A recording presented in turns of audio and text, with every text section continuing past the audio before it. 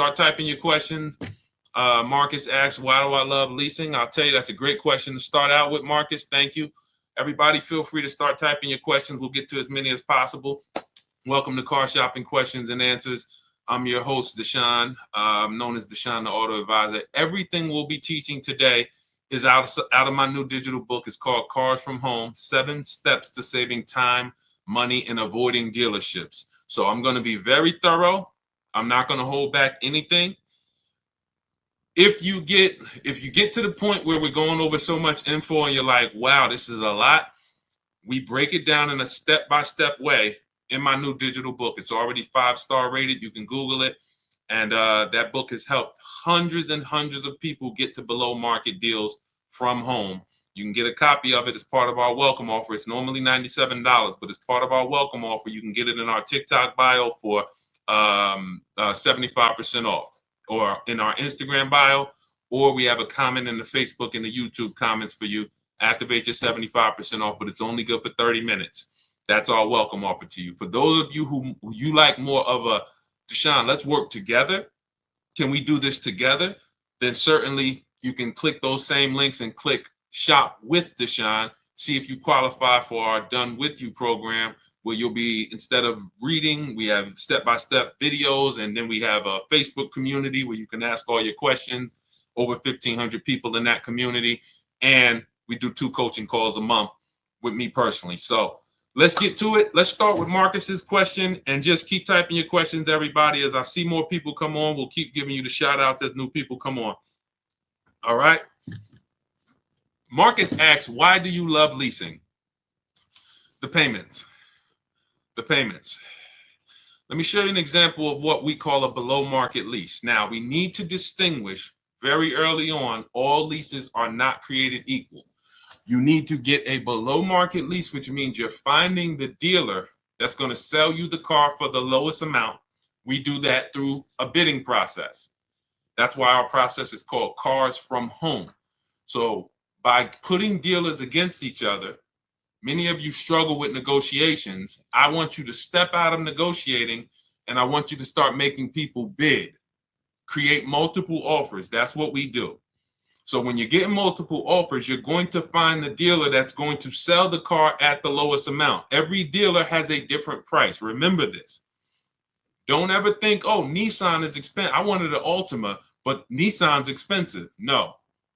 One Nissan dealer has a different price than another Nissan dealer, and then another Nissan. They all have different prices. So let me show you what a below market lease looks like, because that's all we care about. Here's an example. Let me tell you my story. First lease I ever got was a Pontiac G6. I worked for Pontiac. Some of you know I work for Pontiac, General Motors, and I work for Mercedes-Benz. I worked for Pontiac. I was 22 years old. I needed a car. I needed a newer car. And my sales manager came to me. I didn't even understand it. He said, hey, why don't you lease one? You know, and I had sold a couple leases. I just didn't understand how it worked. But I got a brand new $20,000 Pontiac. I was paying $256 a month. Now, I want y'all to think about this. We know a bunch of people who get their first car and they're paying $400, $500, $600 a month for a used car. Is that correct? Type $ if that's correct. Do we or do we not know a bunch of people? Hold on, I can't see everybody on Instagram. Do we or do we not know a bunch of people? Right? True, right? Okay. $400, $500, $600 a month. Now, at the time, that's what they were paying. Now we know people who are paying $700, $800, $900 a month. So it's gone up. But back then, I'm paying $256 a month. The thing about leasing is you're driving a brand new car. Okay. Yep. I see you, Olivia Bully. All right. So you're with me. Because here's the question he asked me. Marcus asked, why do you love leasing? First thing I answered him was very simple, the payments. That's not the end, though. What I get to drive. Brand new car. Every lease I've ever had, me and my wife have had, I think, 7 leases. We just got our 7th lease on an Infiniti QX60 SUV. So, and we purchased cars too. I've had cars we purchased. But here's the thing. All brand new cars. And I remember when I was 22, I was paying $256 a month for that Pontiac, but we had a friend who got a brand new Corolla and was paying $500 a month. Did she get a bad deal? No. It's a $22,000 car, add taxes, 25, finance that over 5 years, that's a $500 payment. It's not that she got a bad deal. She was taught, hey, I want a car, I got to purchase it. So let me ask you, you're a young 22-year-old starting a family, you're driving a brand new car, you're paying $256 a month, another person driving a brand new car paying $500 a month. Who's winning? The lease or the purchase? L or P? L or P? Let's go, chat. Some of y'all know. If this is your first time here, type the number 1 because y'all going to get to know what we do here. Type the number 1 if this is your first time ever on a car shopping questions and answers stream with us. Arturo, good to see you. Rosa, good to see you. Shirley Johnson, good to see you. Jess, if this is your first time on the show with us, good to see you. Susan, all right. Eagles, I see you. Rosa, I see you. Lauren, good to see you checking in. Love, good to see you. All right, Olivia Blue, this your first time. Glenn Coop. All right. So for those of you, this is your first time, the way you get the most out of what we do here is stay by the keyboard. Stay by the keyboard because this is active. We're only here for about an hour and then we're out. We can go back to doing what we were doing, but God willing, you don't go back to car shopping the way you were car shopping. We can change the way you car shop on this stream, but you got to be tapped in. So that's the difference. The person who's leasing is paying far less. Now, let me give you an example of somebody like one of your peers. Forget about me. Look at somebody like, let's take Zafrina. Now, Zafrina got a 2024 Jeep Grand Cherokee. Look, $579 a month. $579 a month. This is a $66,000 vehicle. It's an electric SUV, $579 a month. Now, some of you know, every $5,000 on a car loan is how much per month? I don't expect any of you who this is your first time. Good to see you, PJE. Good to see you. 39, I see you. A lot of first-time people on here. But for some of you who know, you know what we teach. Every $5,000, Chuck Gibson, my man, good to see you. First time on YouTube. Thank you, Marcus. $100. So I want you to burn this into your head, everyone. Whenever you look at a car, every $5,000 on that price is about $100 per month. So when you look at a $20,000 car, and I want you to get used to associating the payment with the car without a down payment. Because if you go in like this, now you'll know how to control. No one can manipulate you. You look at that $20,000 car, you say, okay, that's going to cost me about $400 a month if I finance it, no money down. 5-year loan. Okay, $30,000 car, $30,000 loan, $600 a month. $50,000 car, $1,000 a month. See, this is if you purchasing. This is not leasing. Those of you who are purchasing, you need to have this rule in your head. So when you go in, good to see you, Dame Presley, Christina Mendez, a lot of people on TikTok checking in. When you go in, no one can manipulate you. See, you know how you get manipulated? You walk in, you look at that $50,000 car and you say, hey, get me the $600 a month on that. Now they know they can't get you the $600 a month unless they you're going to have to put a lot of money down or they're going to put you on like a 96-month loan and you're still going to put a lot of money down and you're still not going to be at 600. You don't know what the car cost. And when we look at leasing, you're not paying for the whole car. So let's go back to Zafrina. Zafrina is paying $579 a month, no money down for a $66,000 vehicle. That would normally be $1,100 a month. If she went in and said, okay, $66,000, how much is that vehicle if I wanted to get a loan on it, just purchase it, no money down? Because her lease she did with no money down. So we're working apples to apples. E.L. Harper, good to see you. They say, okay, it's going to cost you about $1,100 a month. She's paying $579. So most leases are 3 years. We don't do 4-year leases. Marcus, you follow up with Marcus just followed up with the why 39 months. We only lease for 3 years or shorter. You never want to take a 4-year lease. I'm going to tell you why. You're paying too long for a car you're giving back. You're paying too long. Good to see you, Daniel Adams. You're paying too long for a car you're giving back. The key with leasing is adding up all the payments at the end of the 3 years and saying, how much did I pay for this car over 3 years? When you do that, you'll see, like, let me give you an example. This is the Infiniti I just got, 2025. We just picked it up. 2025. Now, this is a $54,000 vehicle, if y'all can see it. $54,000. Okay? My payment on this vehicle is $499 a month. I put $1,270 down. $1,200. I gave them my first payment. I gave them the motor vehicles and the dock fee came to about $1,270. My payment's $499 for 36 months. Now let's add that up. Remember, $54,000 vehicle. How much would that be if we took a loan on it? Somebody tell me, based on our rule of $100 per. What's up, Zachary Hoffman, Ernest Pearson? A lot of people on TikTok today. Good to see y'all. How much would this car cost? I can't see everybody checking in on. It doesn't tell me when somebody checks in on Instagram. But how much would this $54,000 car be approximately? Yep, little under $1,100 a month. If we just went in and we just said, "Hey, finance me this car, 5-year loan, no money down," I'm gonna be about $1,100 a month. Now, let's add this up. I'm paying $499 a month for 36 months. That's $17,964, and then I gave them about another $700. $18,600 is what it's costing me over 3 years. $18,600. Now that is what we call a steal. It had a great lease program. They took off $8,000. The dealer that won the bid took off $8,000, beat all the competition.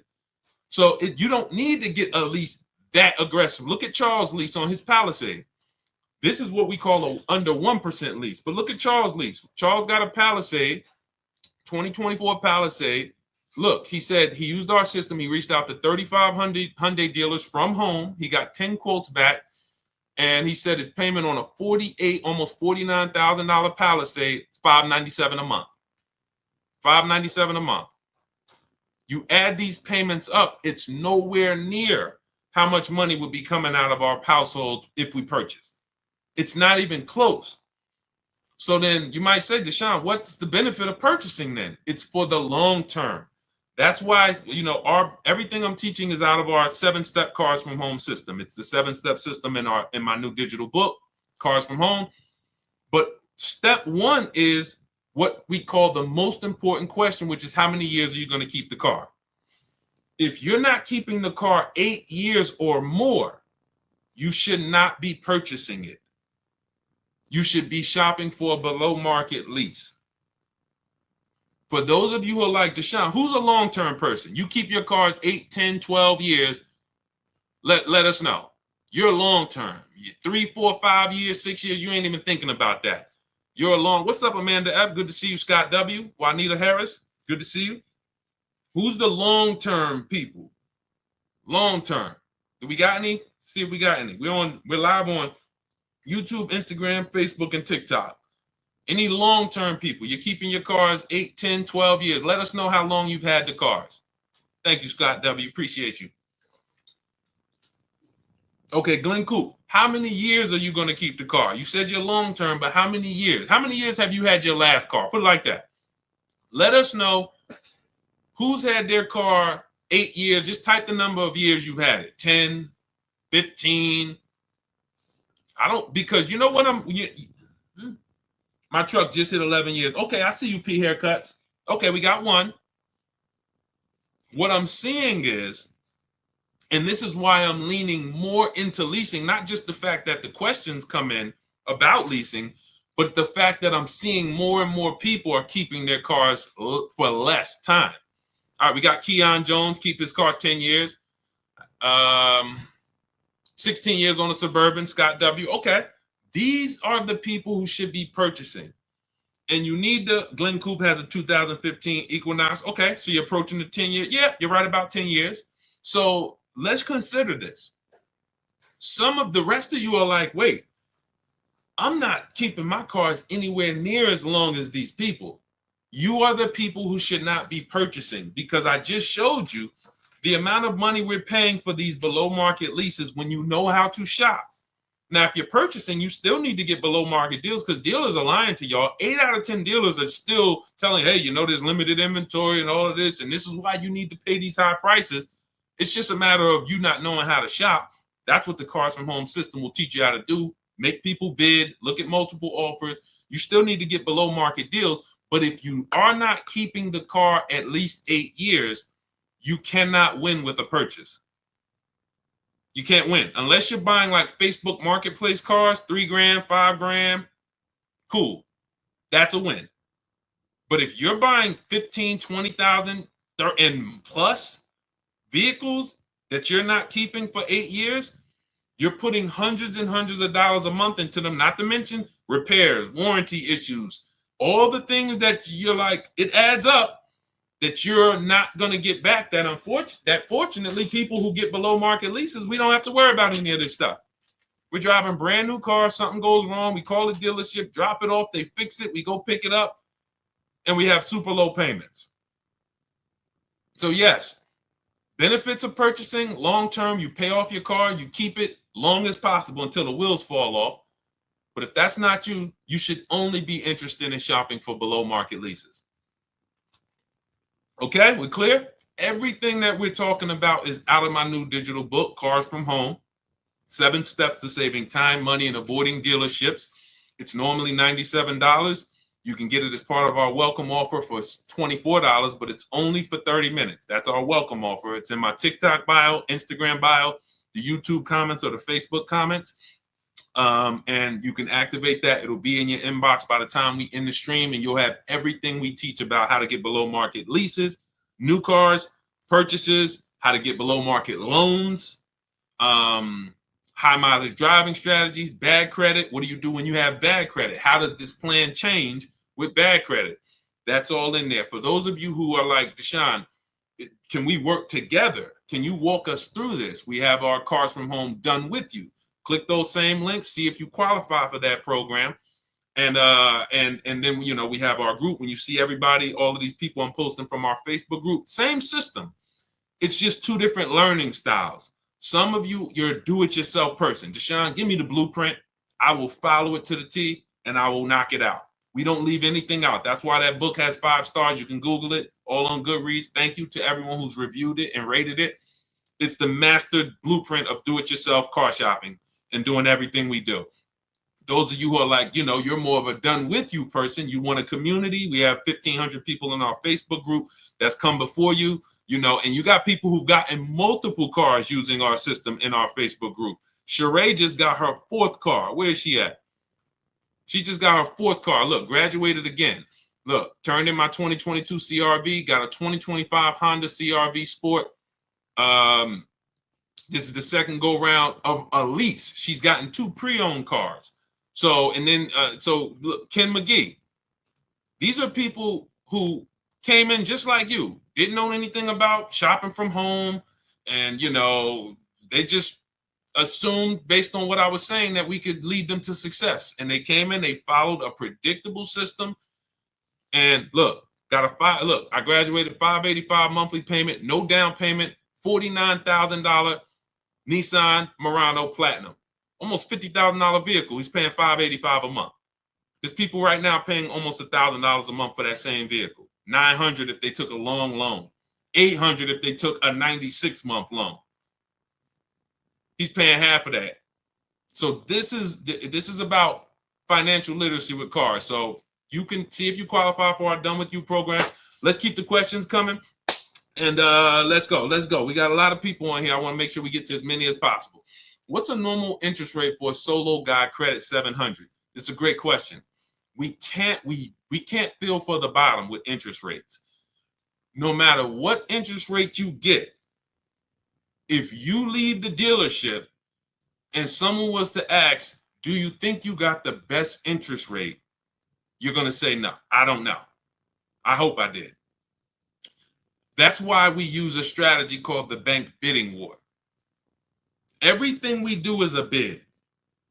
The one thing that eliminates buyer's remorse is bidding. Why do you think we can buy a TV on Amazon in 10 minutes and not regret it? It's because we're seeing enough of the market. You go to on Amazon, then you pop over to Walmart, then you pop over to this, and you see in 10 minutes, you see, all right, this is the best price, right? Right? Type right if you understand that. Type right if you could. See, these are principles. What's up, Jerry Eric? Good to see you. Susanna, Callie Craig.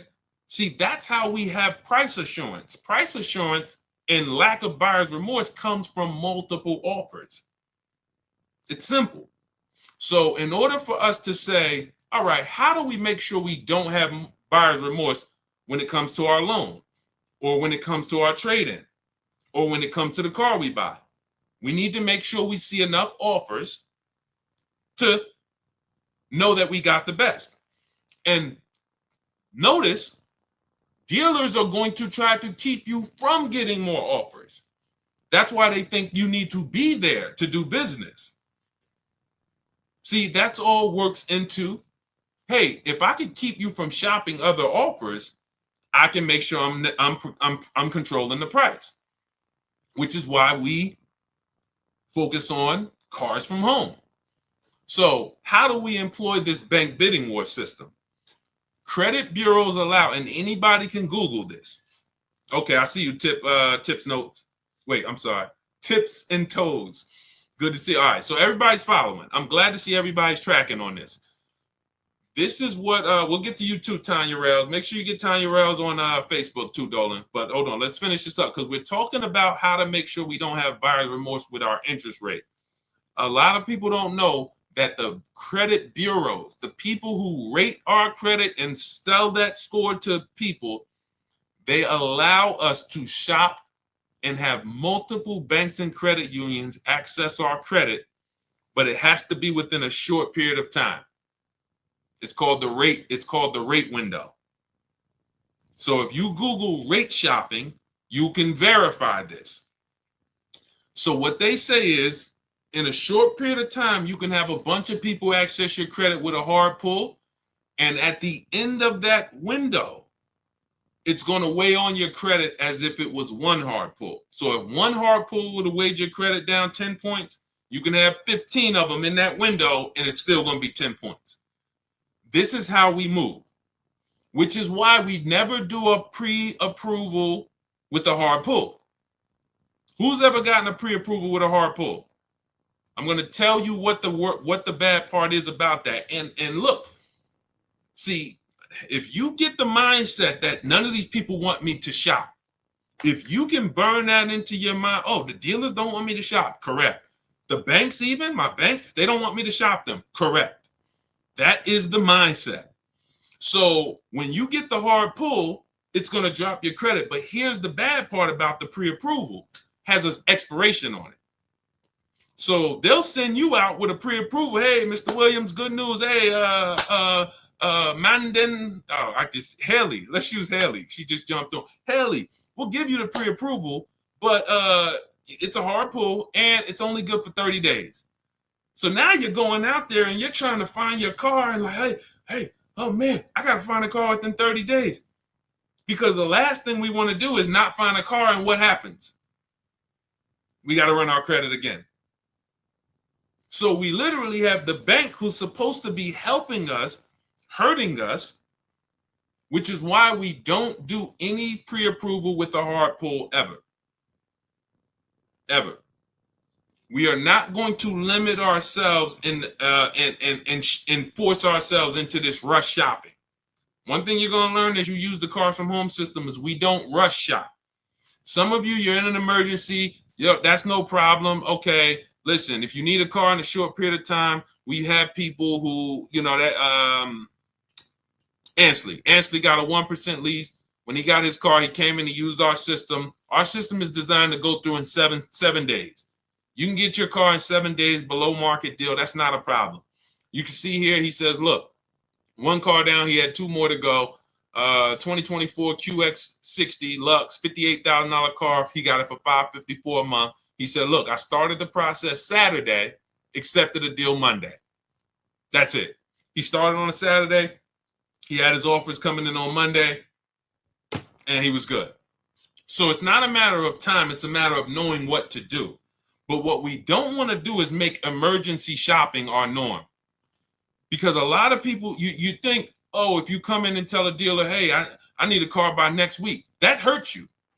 We don't want to be emergency shopping all the time. You want to be in a position where you can say to a dealer, hey, yeah, I can make a deal today for sure, but I don't need to make a deal until, 3 months from now. Your ability to say no is leverage.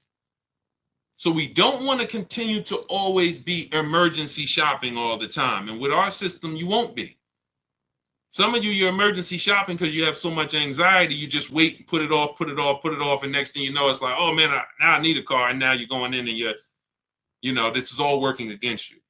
So we are not running our credit until we found our deal. This is going to sound way different than what you've been taught. If the banks were giving soft credit pull pre-approvals, we wouldn't need to do this.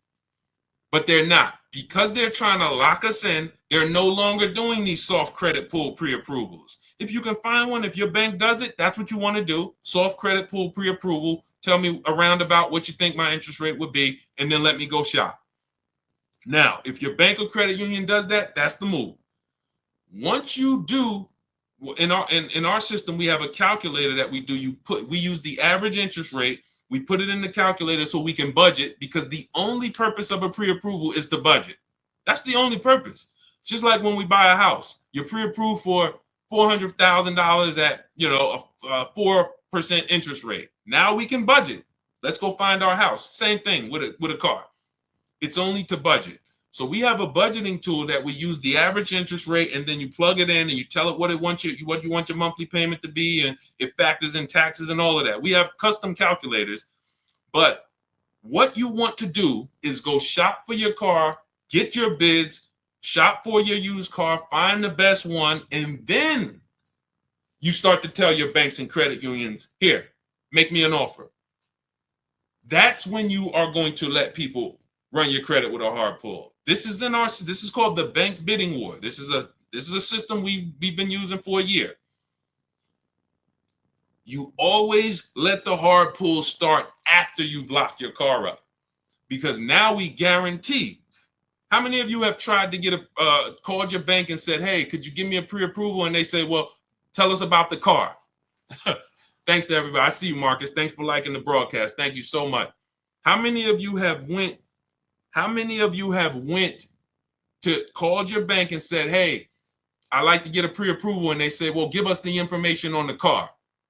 Well, if I had the information on the car, I wouldn't need the pre-approval, right? Thank you, Crystal. Thank you, Princess VVS. Appreciate you. Shout out to everybody liking the broadcast. Appreciate you. Right? So they're working against us. It's okay. We just need to realize that. There's nothing wrong with people working against us. Just let's be aware of who's working against us. So now what we're doing is we're locking up our car, finding the dealership we're going to get our car from. You can do it our way, you could do it your way. Find your car, and once you lock the car up, that's when you're now coming home and saying, all right, let me call my bank, let me call my credit union, let me go online and let all of these people run your credit, because it's going to be within a small period. And then what we do is we see if the dealer can beat it. All right, here, my best interest rate is 5.7. Dealers probably have another 5, 10, 12 banks that they work with. If you guys can beat the 5.7, I'll do the deal with you. So now you've shopped everybody and let them bid, and now you're letting the dealership bid. And now when you look at the end of the month, all right, I guarantee I got the best interest rate because all of these people were competing. Type dollar signs if that makes sense. Type a dollar sign if we got that. Okay? I don't want to move on to the next thing until I'm sure we got that. This is called the bank bidding war. This is how we guarantee. Okay? Okay, I see you tips and toes. All right, I see you, Princess V. Okay. All right. This is the bank bidding war. This is how you guarantee the only way. Look, I need you getting to a point where you no longer are buyers. If you can walk out of dealership and I can come to you and say, hey, Al Berrigan, good to see you. You just got your car. Hey, you think you got a good deal? Yeah, Deshone, I think I got a good deal. Would you bet $1,000 that I can't find a better deal? Oh man, no, I ain't gonna bet that. All right, listen, how much did you get for your old car? You traded it in?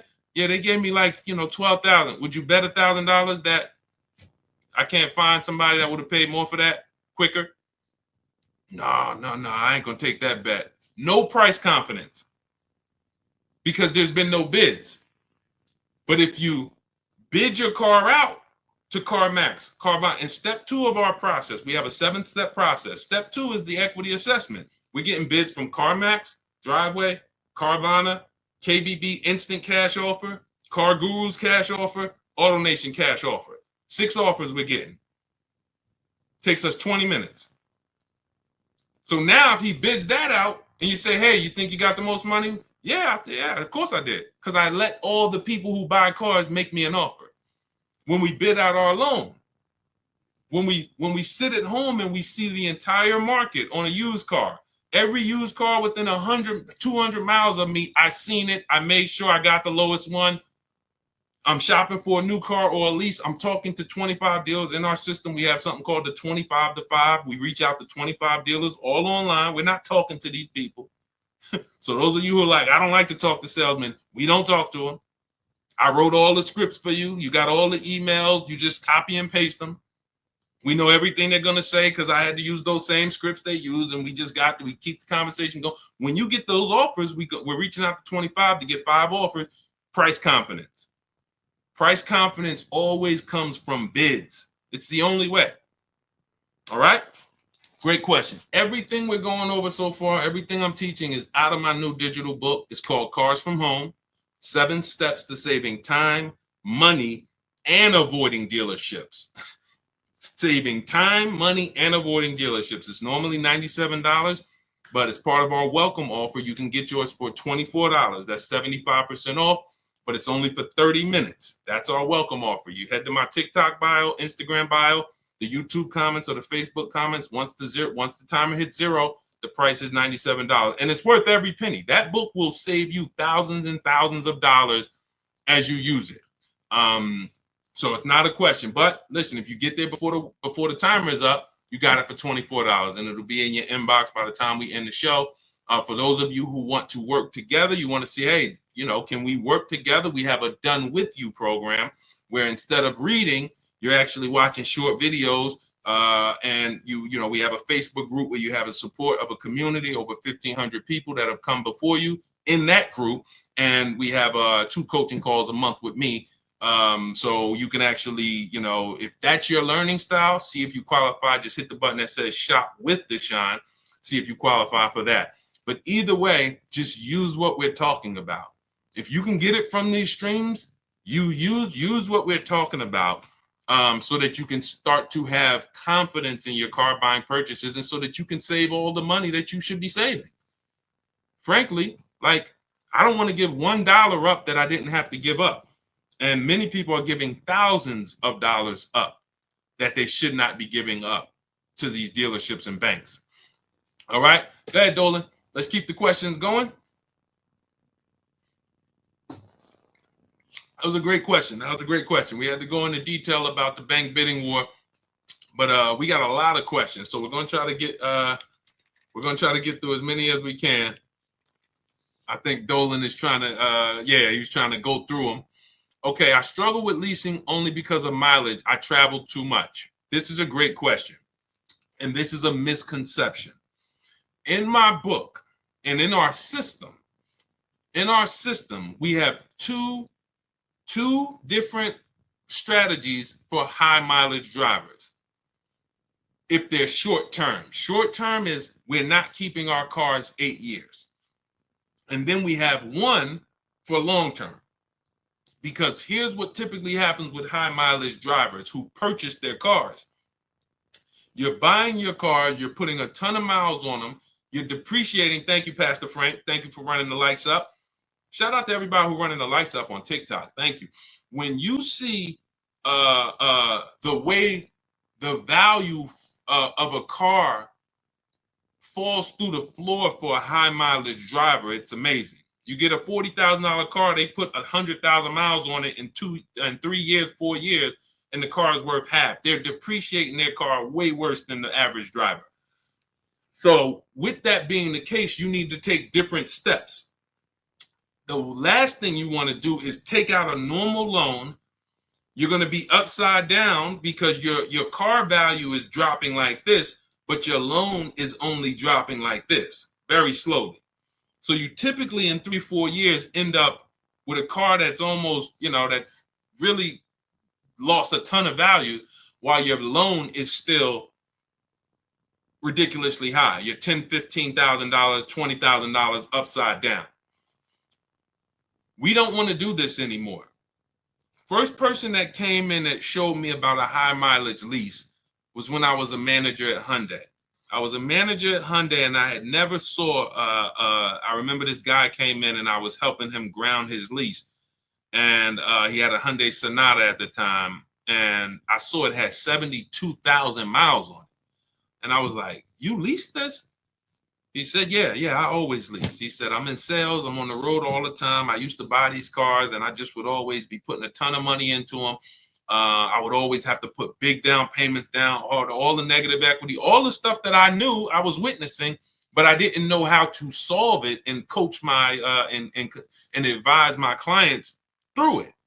So I just thought, okay, hey, you drive too much to lease. I never even would talk to people about it. This was before I went to I had been with Mercedes for a couple years, but I had just never had this experience. So because I left Mercedes, I went to become a manager at Hyundai. I hated that dealership. And then I went back to Mercedes as a salesperson.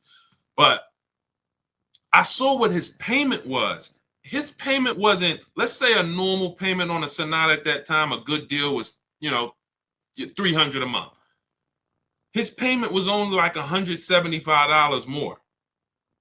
It wasn't double. He wasn't paying $1,000 a month. He was paying like $5,000. And he's driving 25,000 miles. So he's paying an extra $200 a month, call it, and he can drive as much as he wants to drive. Brings the car home, he ain't got to worry about nothing else, drops the car off, not worried about negative equity, nothing. And from then on, that's when I started advising my clients about high mileage leases. Most leases can be built up to 30,000 miles. So if I would have, for example, I got a 12,000 mile a year lease on this Infiniti that I got. I'm paying $499. If I would have gotten a 25,000 mile a year lease, I probably, instead of $500 a month, I probably would be paying $700 a month. But I'm driving 25,000 miles. $700 a month. I'm still way below what a person who purchases the vehicle, depreciates the heck out of it, and then goes to replace it is going to lose. So that's one strategy, the high mileage lease. And the other strategy is something I call 2 cars, 1 payment. Those of you who have a good car already that you're purchasing, pay it off. Pay it off. You might have been putting 20,000 miles a year on it. If let's say I got a nice car and I'm like, all right, I drive all this miles. Let me think about what I'm going to get next. I would keep that car and I'm going to go pay that car off and then I'm going to lease me a nice car. Because everybody doesn't always want to put the mileage on a nice car that they're going to lease, a brand new one. So they got their mileage car. So I got my paid off mileage car. I no longer need to drive 20,000 on this every year. I might drive 10 on this and then lease and put 10 on that. I only got 1 payment because this one's paid off. So I got my nice brand new lease and I got my mileage car. And I'm going to drive the mileage car until it doesn't drive. Good to see you, Vibe with Tamika. Good to see you checking in. Cody, good to see you. Candace. So this is this is strategy. In our system is tons of strategy depending on who you are. But if you now look, let me just tell you this. You might say, Deshone, I keep my cars 8-10 years. This is the same question we're talking about because we spent the early part of the stream talking about leasing, and we had a question. We also talked about shopping for interest rates. but then a person said they struggle with leasing because they think they drive too much. But at the end of the day, what you got to understand is it goes back to rule number one, which is the first step in our process, is how many years are you keeping the vehicle? If your question is more than 8, thank you, Vibe with Tamika. Shout out to the sharers. If your answer is more than 8, you don't need to lease. Doesn't matter how much you drive. Leasing is for people not keeping their cars 8 years. Does not matter how much you drive. If you're going to keep the car 8, 10 years, put 20,000 miles on it. Just go find a car that is capable and quality and goes the long run. I'll buy a car if I was, 20,000 miles a year, 25,000 miles a year, put 200,000, 300,000 miles on it, and just replace the car after a while. I get up one day, the car is not going to start. Man, it got 300,000 miles on it. I'll go get me another one. No reason to lease. But if you're not keeping 8 years, you should not be shopping for a purchase. Below market purchases, below market leases. Below market purchases are for people keeping 8 years or more. Below market leases are people not keeping 8 years. Very simple rule. And it's a rule. People who are in cars from home, the people who use our system, the people who learn from us, they know this is a rule. We don't break it. We don't break it. All right. Niche, good to see you checking in. Alex Kuya, good to see you. Call me Meister, good to see you. A lot of people checking in today on TikTok. All right, let's go. Let's get a couple more in. We got some more time. Let's get to as many more as we can. Type your questions. We will try to get to as many more. Let's not forget Tanya. Oh, wait a minute. Tanya, what about the extra mileage you made go over? Okay, hold on, Dolan. Okay, wait a minute. We'll do this one, and then we'll bring up Tanya's question from Facebook. I bought my lease out. Was this a mistake? In many cases, it was. And I'm going to tell you why. All right. When you buy, how long is the average lease? Type the number of years. I think many people know this, especially some of you who lease.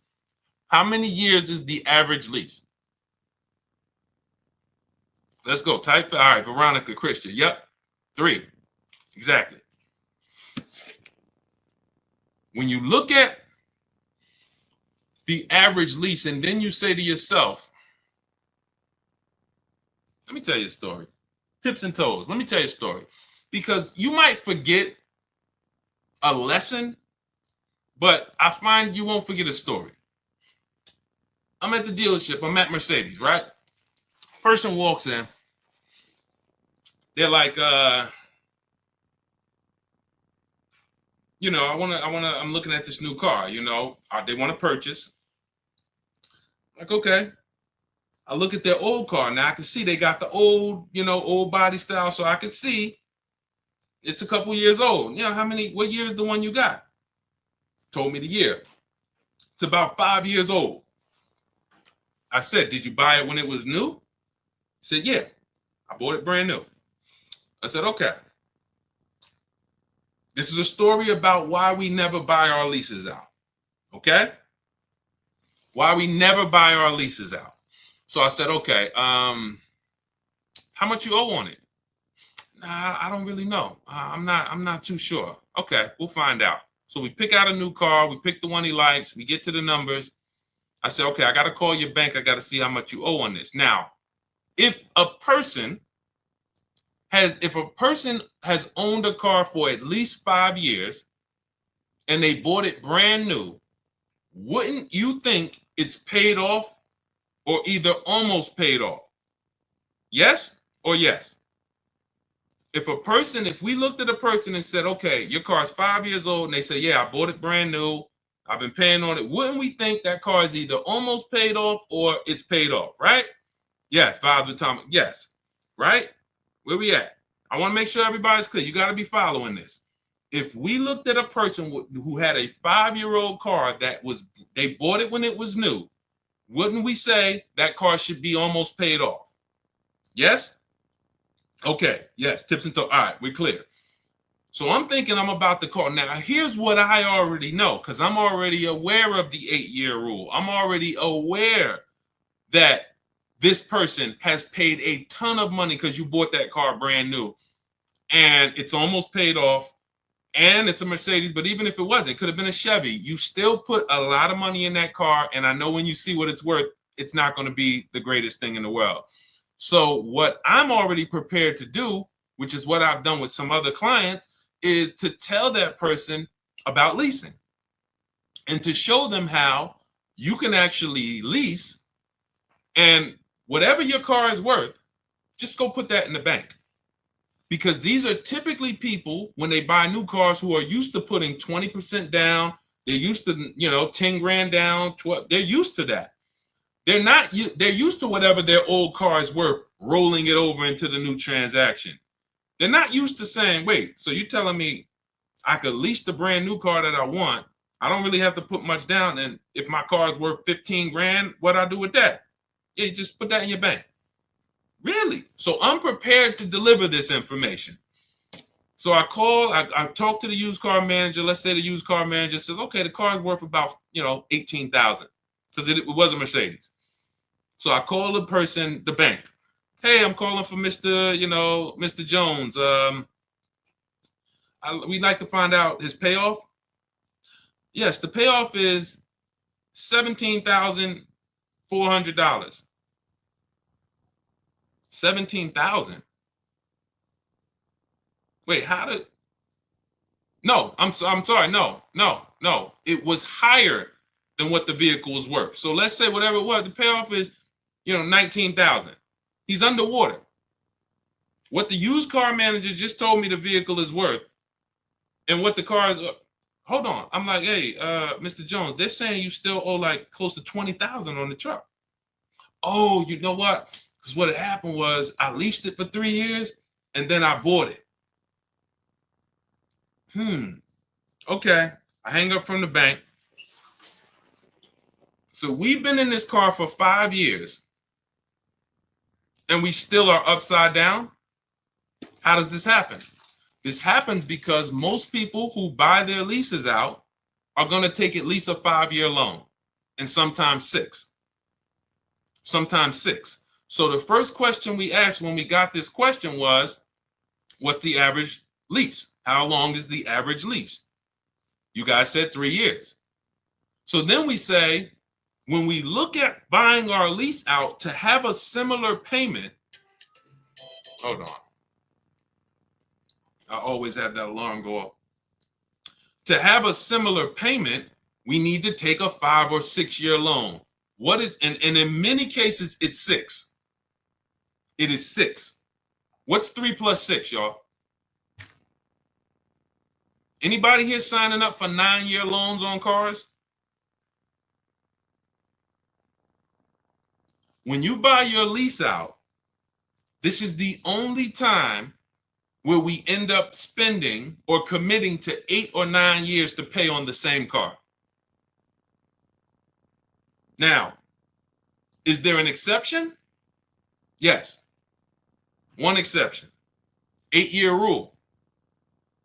How does the 8-year rule go back into this? Because that's always the first question. See, when you buy your lease out, it's a transaction. I want you to look at it as all I'm doing is buying a car, but it's a used car, but it's my car.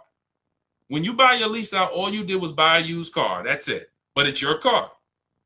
So before we ever would buy a used car, we would ask ourselves the most important question, which is, how many years am I going to keep the car? Because if it's less than 8, we're not going to buy that used car. We're going to shop for a pre-owned, for a below market lease. So if you said, all right, I'm going to buy my lease out, and from the day I buy it, I plan to keep it at least another 8 years, then go ahead, buy it.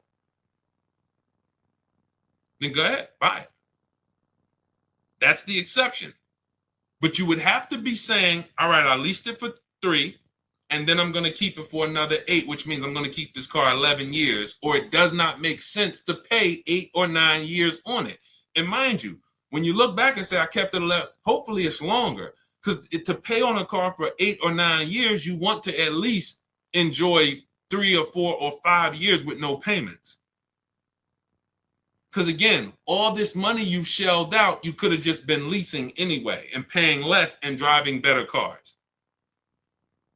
That's why the 8-year rule is what it is. That's why, you know, when you guys look, everything we're talking about is out in my new digital book, Cars from Home, 7 Steps to Saving Time, Money, and Avoiding Dealerships. If you focus on not skipping step 1 ever, step 1 is what we call the most important question. Before you do anything, you ask yourself, how many years am I keeping this next car? Hey, I want to buy my lease out. How many years am I going to keep it? 8? All right, let me buy it. Thanks, Melissa McGrady. Appreciate you. Shout out to everybody running the lights out. It's always the 8-year rule because depreciation is what's killing us on cars when we purchase them. So that's the exception. That's the only time. It's not like, oh, I'm paying cash for it, Deshone. Does it make sense? Doesn't matter. The depreciation of the vehicle in the short term is going to wipe you out compared to getting a below market lease. And let me tell you, let me show you Jen, because Jen no, it wasn't Jen. It was, she did exactly what I just explained when I was telling you guys how I would, people who, some of you, you're going to do this. You've been taught to purchase all your life. You've never leased. You really never understood leasing other than what, you know, you may have heard about it. Let me put this down. Hold on. That's not the one I want to show you. And what happens is you're like, well, Deshone, my next car is going to be a lease thing. Absolutely. So now what am I going to do with my car that I paid off or that's almost paid off? I would normally go swap this. Here's what you're going to do. You're going to do like what, where's she at? Hold on. This is a good one. Here we go. Melissa. All right, so Melissa, she took possession of a 2025 Honda Pilot EXL. She leased it. Her local dealership won the bid, and she said she got her offers that we teach in the equity assessment. Her highest offer for her old car, which was a Kia Sorento, 2018 Kia Sorento, was 12 grand. She planned on selling it to CarMax. And after she made the deal, she gave the dealer a chance to beat the offer or match it. That's what we always do. We come in with offers, and then once we do our business with the final dealer who wins, we give them the opportunity to match it or beat the offer. Saves us the time if they can match it. So now, look, they gave her the 12 grand, and she left out of there at $597, nothing out of pocket. And she's getting a check back for $12,000 in equity. You see what I'm saying? She got her brand new Honda Pilot EXL, great payment, no money down, getting a check for $12,000. That's exactly what this last 10 minutes we talked about was about. Some of you, that is your next move. Instead of going in to trade that vehicle that you would normally trade and buy another one and go into another loan for 5 or 6 years, you're going to keep that. You're going to do the equity assessment, CarMax, Driveway, Carvana, KBB cash offer, AutoNation cash offer, Car Guru's cash offer. Get those 6 offers. Take you 20 minutes. That's going to tell you what your car is worth. And then you're going to prepare to sell to them. That's step 2 in our process. But now before we can sell to them, we're going to move into shopping for our replacement car. Once we get our bids and find the dealer who's going to win the bid, now we go in. Hey, I'm getting a car from you. Hey, I'm going to sell my car to Carvana. Can you match it? I'll sell it to you. Oh, yeah. No. Oh, no, we can't match that. They're paying too much. Perfect. I'll pick up my car from you, sell my car to Carvana, put that money in my bank. Now I got this nice low lease payment with no money down, and this is the win. That's going to be your favorite car deal. You'll do that over and over again, but you'll never do that again. You'll never cash out a purchase to a lease again because you're going to know from now on, I'm not purchasing unless I'm keeping long term, and I'm not leasing unless I'm keeping, less than 8 years. But the transition in mindset and the process from, I've been purchasing, paying all this money, you're going to put a huge equity check in your bank account, and then it's going to be great. It's going to be great. So all of this is in my new digital book. Good to see you, Johnny Nixon. Good to see you, Alan B. Thea. Good to see you, It's DK. All of this is out of my new digital book. Those of you who are like, Deshone, it's no way I'm gonna remember all of this. I just give me the blueprint, give me the step-by-step. That is 7 steps to saving time, money, and avoiding dealerships. It's already 5-star rated. You can Google it. Thank you to everybody who's reviewed it. It's normally $97, but as part of our welcome offer, you can get yours for $24, but it's only for 30 minutes. You go to my TikTok bio, my Instagram bio, click the picture of me, or YouTube comments, Facebook comments. We have a link there. When you click that, activate your 75% off and get your book for $24. It'll be there. You have everything we teach about below market leases, how to get below market purchases, below market used cars, bank bidding war. It's all in there step by step. So you just follow each step, check off each step as you do it. And by the time you get to step 7, which is delivery, you're picking up your new car or they're delivering it to you. So that is the system. For those of you who you prefer a done with you, some of you will do it yourself. Give me the blueprint, Deshone. I will knock it out. That's the digital book. Those of you who are like, done with you, Deshone, can we shop together? Instead of books, instead of reading, you want to watch short videos, 3 to 5 minute videos as I walk you through the entire 7-step process. You can see if you qualify. Go to those same links, see if you qualify for our Done With You program. And then we have community with 1,500 people in our private Facebook group. You can get your questions answered, not just from me, but from 1,500 of your other peers that have come before you. Use this system. And then we do 2 coaching calls a month. You have up to 6 months of coaching calls with me personally as I help you get acclimated into the system. So when you see me share all of these pictures are from members of our private Facebook group. This is India. She got and she joined a year before she got her car. She said, I joined last year. She didn't need a car at the moment, but she said, I got back. She ended up shopping, got her 2024 Hyundai Elantra, 36 months. This was a $29,000 vehicle. She's paying $365 a month. No money down. $365 a month, no money down. This is what it's about. They're not me. I'm sure all of you know that I can do this. The reason why I showed them is because this is you. They were on broadcast just like you and followed a simple system, strategic system, and these are the results. All right, let's go. All right, Liam McCall, thank you so much. Enjoy it. Use it. Use it like the biggest weapon in your tool belt. Stay on steps. Don't jump ahead.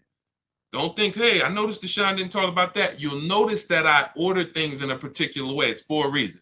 Well, I normally do this up front. Well, leave your goal, leave your strategy in the background. That's why it's about unlearning. Unlearn, relearn. Unlearn everything you were taught about car buying and come in and just follow each step. And when you get to the goals, you'll be like, okay, I see. Oh, wow. All right. I see why we do that here and not back there early. Tanya Rawls, good to see you. Tanya Rawls, what about the extra mileage you may go over? My friend ended up paying an extra $3,600 for mileage. Now, this happens a lot. Who's heard of a case like Tanya's? Who's heard of a case where people leased, or maybe it was you, and you didn't get enough mileage, or they didn't get enough mileage, and they end up getting penalties? Who's heard of that? And they'll swear off leasing. See, that's what I'm gonna just buy it. And sometimes they buy the car. That's a bigger mistake. Oh, I went over mileage by 15,000 miles. I'm gonna just buy it. Horrible mistake. Financially, horrible. But here's what happens.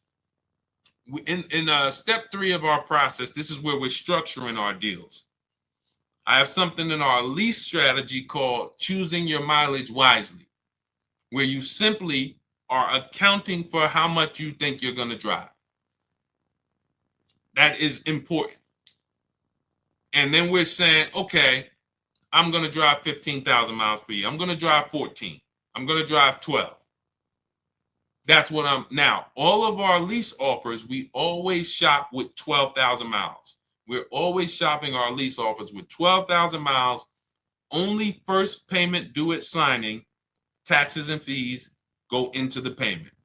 because that's how we judge our offers. You're going to learn that you can easily judge lease offers when you're not putting money down. When you have a dealer who says, all right, put $3,000 down, you're at $480 a month. Put $4,800 down, this other dealer says you're at $3,700 a month. This other dealer says put $2,200 down. No, all of you work with just first payment so that we're all working apples to apples. And that allows us to judge whether it's a 1% lease, where our payment is 1% of the MSRP or less, and then up to 1.5%. We haven't talked about the 1.5% rule. That's our threshold of when we're now overpaying for a lease. When you go over 1.5%, you're overpaying for the lease. It doesn't make financial sense to lease that vehicle.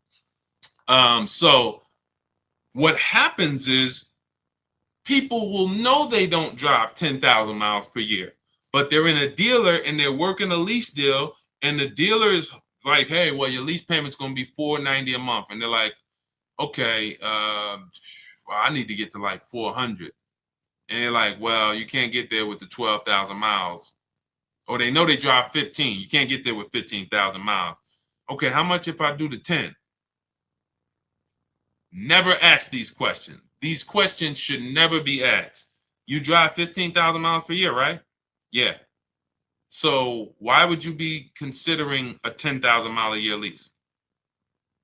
To save 40 bucks? To go from 10 to 12 is 20, 25 bucks. To go from 12 to 15 is 25, 30 bucks. So literally for a small amount of money, people are getting penalties, because when you build it into the lease early, you're paying 15 cents a mile or less. When you're penalized for it, you're paying 25 cents a mile. So let me give you an example of somebody. Look at Jen. Jen knew she needed 18,000 miles per year. Now, we always shop, as I said, with 12,000 miles. Where's Jen at? Her smiling face always sticks out. Here you go. All right.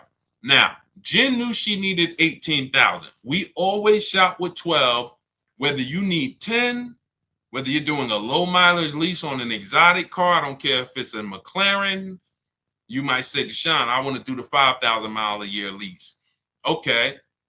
We're always shopping with 10. If you do 25,000 miles, we're always shopping with 12 rather. Once we shop with 12, we judge the deal. 1%, 1.25%, 1.5% to determine the value. Then we adjust to the mileage we need when we find the winning dealer. So you can see, she shopped her offers, $39,000 Honda CR-V hybrid, $512 a month she got. That ended up being a 1.3% lease. That shows the value is there. 1.3, great lease deal, but I need to adjust the mileage now. Now she tells the winning dealer, okay, perfect, I'm going to do business with you. Can you tell me what the payment is if I go from 12 to 18,000? She goes from 512 to 563 a month. That's it. Look, so excited to have my first lease ever. So look, this is what it's about.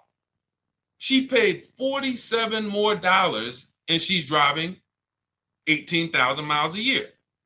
Now let's just do this math real quick, Tanya, so you can see where these people make mistakes and where we make sure we never do this. So now we just looked at Jen. Jen's paying $47 more times 36 months, $1,692. That's what it cost her over 3 years to drive all the mileage she needs, $1,692. Meanwhile, thank you, Mr. Lieber. Good to see you. Thanks for running the lights up.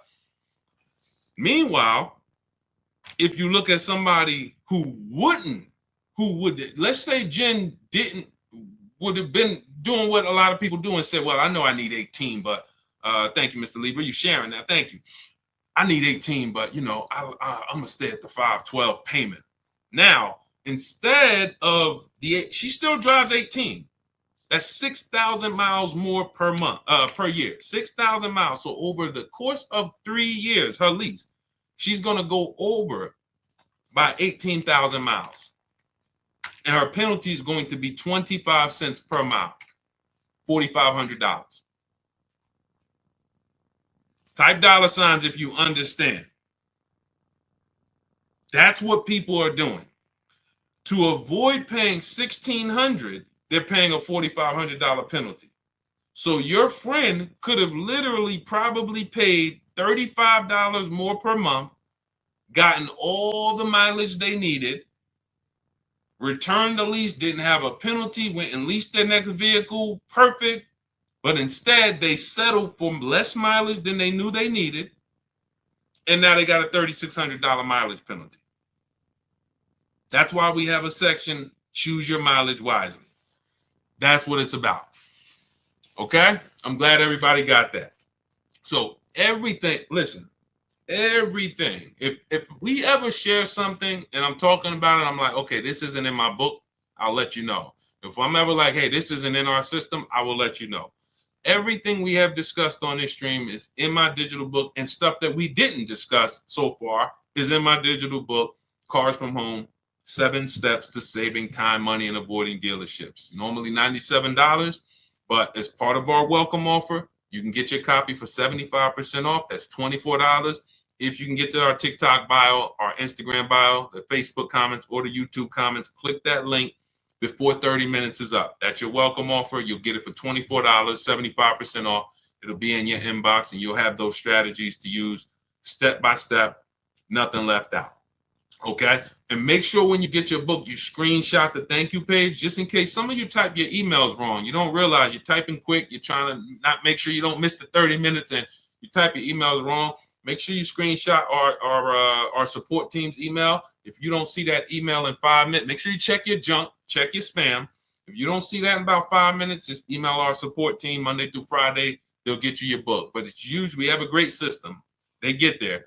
If you misspell it, that's the only reason it's not there. So anyway, for those of you who are like, Deshone, can we shop together? Do you have a more of a kind of an immersive experience where you guys are walking me through this? That would be Cars from Home done with you.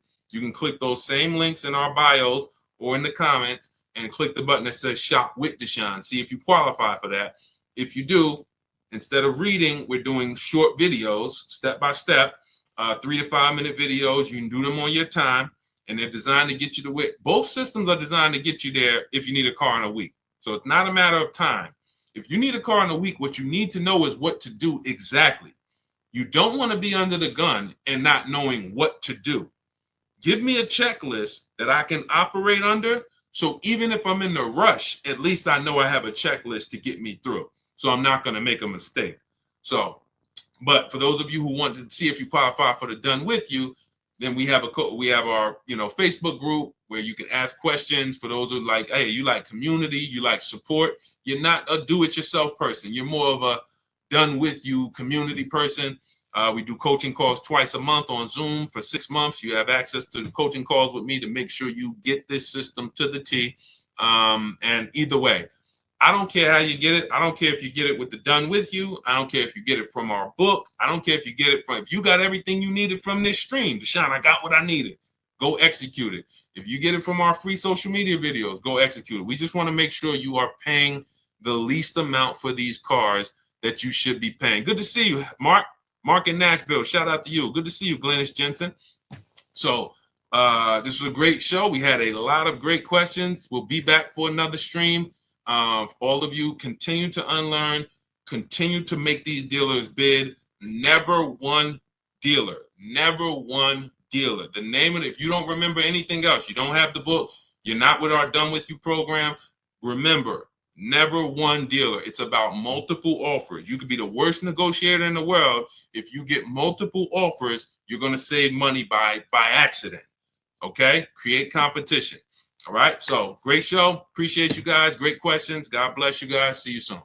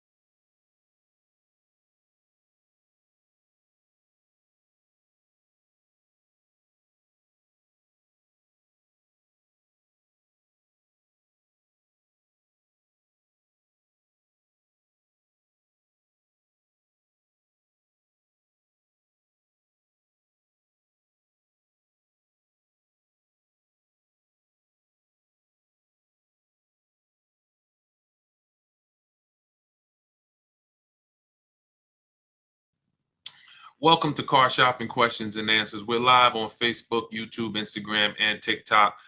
My name is Deshone. I'm known as Deshone, the Auto Advisor. And over the next hour, we're going to spend time getting your questions that you have about car shopping. I'm going to tell you some questions you should be asking that you may not know you should be asking. And then, feel free to ask ask any question. I have my man Dolan in the background moderating. So we're going to try to bring in all the questions we get from every platform to make sure that nobody is left behind. So feel free. Who's car shopping, right? Well, I always like to ask as you come in, if this is your first time on the broadcast, just type a number 1 so we can send a welcome to you. Willie B, thanks for liking. I see. Shout out to everybody hitting the likes. I appreciate you, Willie B, for. I've been very, very, we've been doing this since 2020. And I can't tell you guys. Welcome, Mark. I see you. Shout out to Mark on YouTube. Thank you. I cannot tell you how bad the deals are when you do not know how to get great deals. When you're going out here negotiating right now, the dealers, since the pandemic especially, have been using market conditions against you. Fake market conditions, limited inventory against you. And they sell you these stories that are just not true. But the minute you believe them, they are true. And what's up, Prodigal Son? What's up, Deanne Rose? Shout out to everybody checking in. Good to see you all. What we want to focus on, I want you to learn the cars from home mindset, which is cars from home. That is not just our process, that's the mindset. 90% of what you're going to do to pay less than everyone is out here paying is going to be right here in your house. It's going to be at work. It's not going to be in dealerships. You have no leverage in dealerships. Dealers have all the leverage because they make you think they're the only ones who can give you this offer.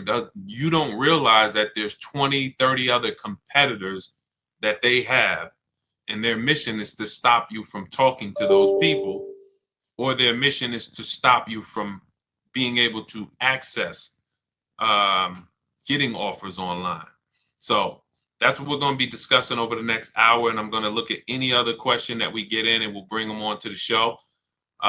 Everything we'll be talking about is going to be taught out of my new digital book. It's called Cars from Home: 7 Steps to Saving Time, Money, and Avoiding Dealerships. So as you hear everything and you're like, man, Deshone, I want the whole blueprint step by step, that's my digital book. It's already 5 stars. It's normally $97, but it's part of our welcome offer to you. You can get a copy for 75% off, which is $24, but it's only for 30 minutes. You head to my TikTok bio, Instagram bio, the YouTube comments, or the Facebook comments. We have a link for you to use, and that'll get you your book for 75% off.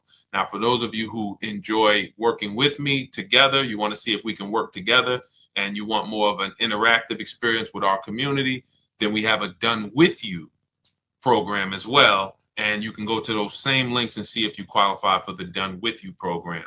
But we're not going to hold back. Let's get to it. Now that the housekeeping's done, you can start to submit your questions. We already have the first one, so let's get to it.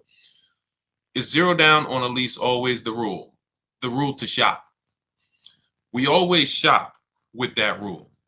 So when you're getting your lease offers, this is how you want to get them. First month's payment out of pocket only, that's 0 down.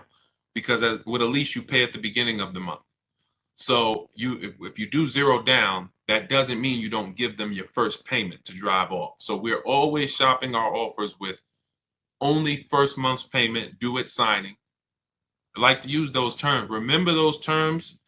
I made a video about this. It's been seen a lot, but some of you may have been seeing it. Always use the words total out of pocket, not down payment, because total out of pocket is a much more direct and clear conversation. I expect $1,000 total out of pocket. I expect first month payment total out of pocket. When you use the words down payment, who's ever made a deal with a down payment and then you came in and they said, well, what about your taxes? Who's ever had that happen to them? Type me if that's happened. You said, okay, I'm doing X amount down, but you show up to pick up your vehicle and they're like, okay, well, what about the taxes? Or what about this? And And you're like, wow, I thought that was included in the down payment. Who's ever had, listen, the key to winning here is a couple keys. Winning here is about being honest, because listen, this is going to sound like bad news. You're going to figure out over the next hour, Deshone, sounds like I did a lot of things wrong. Yeah, that's okay. Yes, you did. But I got to tell you the bad news first so we can get you to stop making these expensive mistakes you don't even know you're making. So I see you. For the people who are being honest, you understand. The reason that happened is because down payment is an ambiguous word. So it can can mean total out of pocket, but some dealers could spin it and say, well, no, that was just your down payment. So we like to use the word total out of pocket. So we always shop lease offers with total out of pocket, first month payment, and 12,000 miles per year. And we get our offers with the taxes and fees in the payment. Now, you must get at least 5 offers for a lease for you to see what the below market lease is. Because we've been doing this, besides my experience with, since 2006 being in the car business, I've personally, since 2020, helped hundreds of people personally shop all over the country. And I know that if you don't operate with 5 offers, you're not going to be able to see that 3 to 4 of them are going to be overpriced. Big mistake that they've programmed you. Shout out to the sharers. I see you. Thank you. Thank you, Art. I see you, Kim. Thank you so much. Appreciate everybody who's tagging somebody. Listen, your friends will be mad at you when they come and tell you that, hey, listen, I bought this car and I got ripped. I hate they ripped me off, and then you say, hey, you should follow this guy Deshone. Hey, how long you been following him? A year? I watch his stuff all the time. Well, why didn't you share it? So share with your friend so that we can protect these friendships. Because when people lose on cars, they get very mad. So we want to stop them before they actually go make these mistakes. But that's what you want to do. You need to shop your offers with first month's payment, put the taxes and fees in the payment, get your offers, and you need to get at least 5, because then you're going to see, wow, 3 or 4 of these are overpriced by a lot. So, when you hear people say, oh, I got a quote from Nissan, they're expensive. No, that one Nissan dealer is expensive. You need to get another quote from a different Nissan dealer, which is why everything we do is from home. Because most of you are like, oh, man, Sean, I got to drive from dealer to dealer to dealer. No, we don't do that. We make our deals in literally 90 minutes, 2 days, a couple days from home, couple hours from home.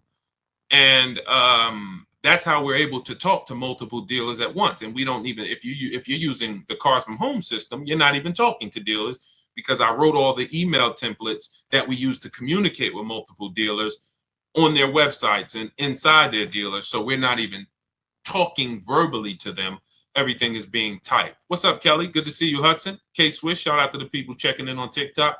So that's how you want to do it. That's the rule. Now, when do we put down payments down on leases? To answer the final part of your question that you didn't ask, well, we put down payments down on leases to lower our payment once we know we have a below market lease. Once we know we have a great deal on a lease, 1%. Some of you have heard of the 1% rule. Once it's under the 1.5% rule, those of you who don't know, you can feel free to ask about that. But some of you who know what we teach, the 1% rule has been around for decades. The 1.5% rule we created as a way to make sure you're not overpaying for your leases. So once you get your 5 offers, if it falls in that category and you're like, wow, great deal, but I want to lower my payment a little bit, that's when we put money down. See you, Greg. Thank you so much. Welcome, Samuel. That's when we put money down. So money down is, if you don't do it that way, what you're doing is you're trying to buy your deal. You're trying to say, oh man, I got a good payment, $399, $4,000 down. You bought your deal. That's not a deal, because when you take the down payment away and you look at what did I pay for this car, you're going to see, wow, okay, that actually was an overpayment. So that's why y'all notice when you're talking to dealers, what is the first question they ask when you start talking about the numbers? Don't they? How much can you put down? Right? Right or right? Stay by your keyboard, y'all. Come on. I see you, Vanny. I see you, Val. Stay by your keyboard. Let me go to my people on Instagram. Because in order for you to get the most out of what we're doing, you gotta stay engaged. The people who are going to get the most out of what we're doing, we're on 4 platforms right now live. I see you, Pam. Good to see you, Pam Erickson. I see you, Chief B, Instagram. You guys, the people who engage are going to get the most out of what we do. If you're sitting there and you got this playing in the background, that's not to say you can't get anything out of it. But for sure, yes, Devin, this is how you're going to get the most out of it.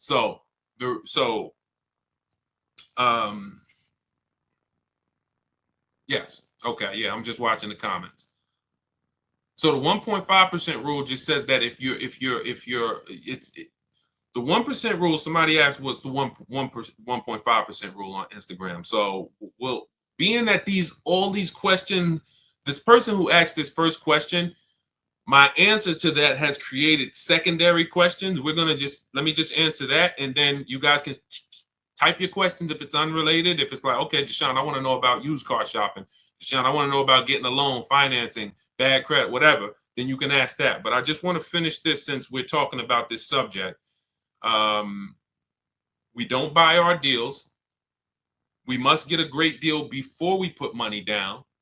And in order for us to do that, we shop with no money down. So we have to shop with no money down, analyze the deal. Great deal, perfect. I want to lower my payment a little bit. Let me put money down. Does that make sense? Type $ if we're clear on that part so far. Then we're going to, now let's talk, type $, because then what we're going to do is we're going to talk about the analyzing of a great deal. Good to see you, Bike Life. Analyzing, I see you, K&D. Thank you. All right, MFD Dad. All right, perfect. So now let's talk about this 1% rule and this 1.5% rule. So when I heard about, I remember when I heard about the 1% rule, I worked for Pontiac GMC Buick. It was my first company that I worked with in the car business. And I was hearing about the 1% rule then, which is if your lease payment is 1% of the MSRP or less, it's a steal. It's a steal. Doesn't mean you can't do better than 1%. You know, some of you, we talk about Frina sometimes, and Frina, she actually got a 0.88% lease. So we don't always want to even, there's several factors that are going to, you see her payment was $579 on a $65,000, almost $66,000 Jeep Grand Cherokee electric version. So you need certain things to be lined up to even be able to get a 1% lease. It's based on getting a big discount, which we're going to get by competitively shopping. We're going to find the dealer that's going to give us the biggest discount. But in order to get to the lower percentages, you need a great lease program. That's going to be your residual. That's going to be your money factor. That's going to be your any incentives, rebates. We don't know any of this stuff before we shop for the vehicle, because I know what some of you are thinking. Deshone, how do we know those vehicles? You don't. Frina didn't know that when she was shopping for that Jeep, it was going to come in at 0.88. All you can do, that's why when you use our system, we shop the market. It takes us a day, 2 days. We're getting offers and we can see, okay, this is what the market is on this vehicle. But the 1% rule is if your lease payment is 1% of the MSRP or less, it's a steal, great value. Add up all the payments. You'll see you're driving a very expensive car for a very low amount of money. That's the 1% rule. Now, when I first came to TikTok, because TikTok was the first platform that God blew me up on, I was hesitant to talk about leasing because I knew that some of you were going to go in and tell your dealers that you deal with, oh, give me a lease. And they were going to show you overpriced leases. And then you were going to take them because even an overpriced lease is better than your purchases. Even an overpriced lease is better than your payments you've been paying on it's a person who buys new cars because you were just taught, I was just taught, Deshone, buy my cars. You go in, you buy a $50,000 car. That's going to be wait, let's see, because we might have some new people on here. Who knows this question? In fact, the first person who answers this, you got a free copy of my digital book, Cars from Home, 7 Steps to Saving Time, Money, and Avoiding Dealerships. Every $5,000 on a car loan, when you look at a car, every $5,000 is how much per month? I'm watching Facebook. I'm watching. Every $5,000 sorry, on a car loan. Sorry. Anybody? Jordan, you got it. Jordan was the first person I saw. Every $5,000 is $100 per month. Jordan, just send me a message here on TikTok with your with your email, and I'll have the team shoot you a free copy of my digital books. $97, but you got a copy of free. Wait, hold on. I don't see. Oh, yes, it was Aman. You're right, Aman Cordova. You're right. The comments popped up so fast. You're right. You were first. send me a DM with your email, and I'll get that to you. Now, for all of you who like Deshone, I want a copy. Well, we have a welcome offer. It's normally $97, but you can get a copy for 75% off if you get to my TikTok bio, Instagram bio, YouTube comments, and Facebook comments. You just click that link. It's only good for 30 minutes, and you'll get your copy. You won't pay $97. You'll get your copy for $24. But so now let's take that and so when you're looking at a $50,000 car, that is going to be a rough, no money down. Again, see, people will tell you all day long, well, I got a $50,000 car and I pay whatever for it. They're taking out their down payment and they might have a very long loan. Let's take good loans, 5-year loans. That's going to be about a $1,000 payment, depending on their interest rate, $950 to $1,000, no money down. 6-year loan, maybe they could get to $850, $825, no money down. Meanwhile, a good lease on a $50,000 car, 1% lease is $500 a month. So even if you see, and again, I'm still on why I was hesitant to teach about leasing and why the 1.5% rule was created. Because if somebody walks into a dealer and they've been used to doing no money down deals and paying $1,000 a month or $900 a month, and then that dealer tells them, hey, well, we could get you to $850, $800, no money down on a lease. Some of them are going to say, okay, well, I think that sounds pretty good. Maybe you could do $750, overpriced lease, $750. Okay, wow. But so once I saw people start going out and then writing me, oh, Deshone, how's this lease deal look? I'm like, okay, we need to create a rule where leases are overpriced. And all we do, how do we determine that? Add up all the payments. It's very simple. Add up all the payments. And when you go above 1.5% of the MSRP, take the total MSRP. This is the price on the window sticker. This is the price on this window sticker.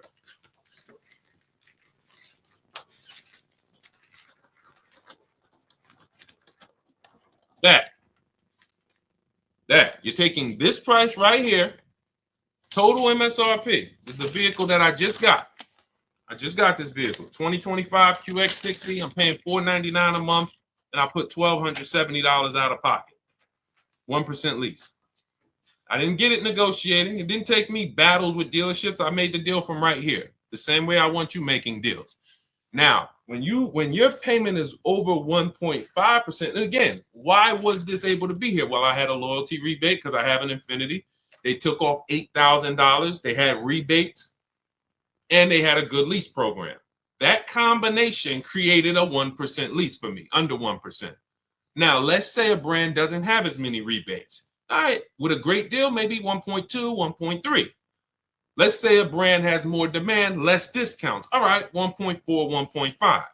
But the minute you start paying over 1.5 for a lease, you're now paying too much money for a vehicle that you're giving back in 3 years. Makes no financial sense to do the deal. So that is where the 1.5% lease deal came from, the rule came from. And, so if that answers your question. Welcome everybody who just jumped on. I see the people are starting to come in. Keep typing your questions, Dolan. We could bring the next one in because I see a lot of questions coming in. So let's keep this thing moving fast as possible. We don't worry about money factor and residual. That doesn't matter. You can't control those things. So the way you can, again, we're getting follow-up questions. Keep that question up. Somebody has a question about purchasing with bad credit. But what the reason why you don't worry about those things is because you can't control them. You can't control if a dealer's marking up the money factor. See, again, all of this is revealed by multiple offers. If you come into my dealership when I was there, if you worked, I worked at Mercedes. If you come in, okay, Deshone, what's the money factor? All right, it's 0.00270. How do you know if that's true or not? You don't. You can't go shop me against your bank. You can't go say, well, I'm going to use my bank to get the lease. You can't. So there's no point in you worrying about things you can't control. The residual value, I don't care about that. What I care about is multiple offers from multiple dealerships from home. Where is my best offer going to be? 1%, 1.2, 1.4 out of all the dealers. And you've done it right. This is what I teach all my people. You've done it right when you have a range of offers. You should have a range of offers. Your best offer to your worst offer should be $150 to $200 a month difference for the same exact vehicle. Same exact vehicle. You should be able to see, wow, the best dealer is like $505 a month, and the worst dealer is talking about $700 a month. That means you've done it right, because 4 out of 5 are going to be overpriced. But everyone I teach who've gotten deals, when you look at, some of you on TikTok, you can't see this, but if you watch the replay on Facebook or Instagram, you'll see a bunch of people that we share all the time in my groups. They send me their deals, and we can see, look, 1%, 1050 a month. Somebody just got a Yukon XL. They dropped the pricing from 75 to 36 to 70 grand, 1.5%, because it was a 2025 and they have no supporting programs. They have no big rebates, brand new vehicle to the market. Then you have 585, 1.1. This is a $49,000, almost $50,000 2024 Nissan Murano Platinum, 585 a month. Ken got right around the holidays, 1.1% of the MSRP. He's talking about they accepted his counter offer. We have a built-in calculator in my book and in our courses where you just plug all your offers in and it spits out with the counters to send, because you never want to accept an offer without countering. But this is what no one here is worried about. Residual, they don't even know it. We don't know it. I don't know what the residual value is on this Infiniti truck that I got outside 2025. I don't care. Doesn't matter to me, because I'm not thinking about buying the vehicle. I'm not going to buy my lease at the end. I don't do that. We don't do that. I don't care what the money factor is. All I care about is my payment is 1% or less of the MSRP. My payment is 1.2% of the MSRP. My payment is 1.4% of the MSRP. I don't care about how we got there. I don't care about how many rebates they had or didn't have. None of that stuff matters to us. That's why we're able to just shop the offers. This is the stuff that slows you down. Worrying about things you can't control. Worrying about things that if you're negotiating with a dealer, they can manipulate. We sit at home. We use the scripts and emails that I use, that I've written for you guys, send them out, let the offers come in, and then we see where the best one is. This is how we shop for new cars and leases. Very, very simple. All that other stuff is a waste of time.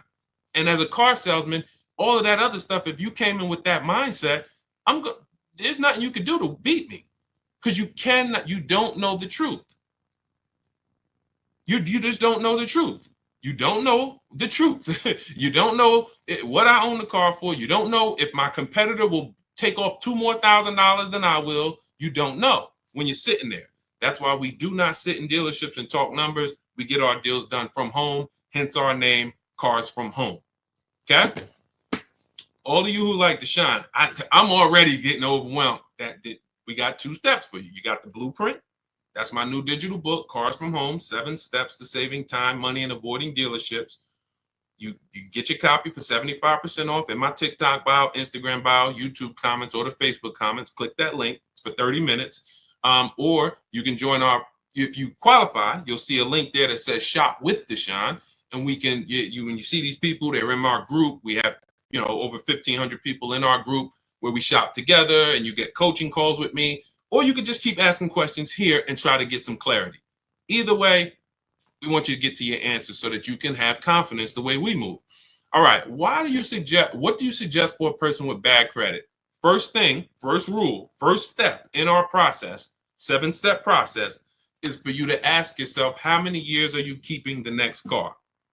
Very important, because whenever you are going in, hey, Lori, what's up, Dantes? Whenever you are going in to buy a depreciating asset, you want to analyze first how long you're going to keep it. What's up, Rico? The minute you don't take this into consideration, you have not dealt with the most important aspect of getting depreciating assets. At some point, this thing's going to stop depreciating like this. And what a lot of people do is they buy these depreciating assets, pay them off with a 5 or 6 year loan, if they even pay them off. Some of them even you trade them before you even paid it off.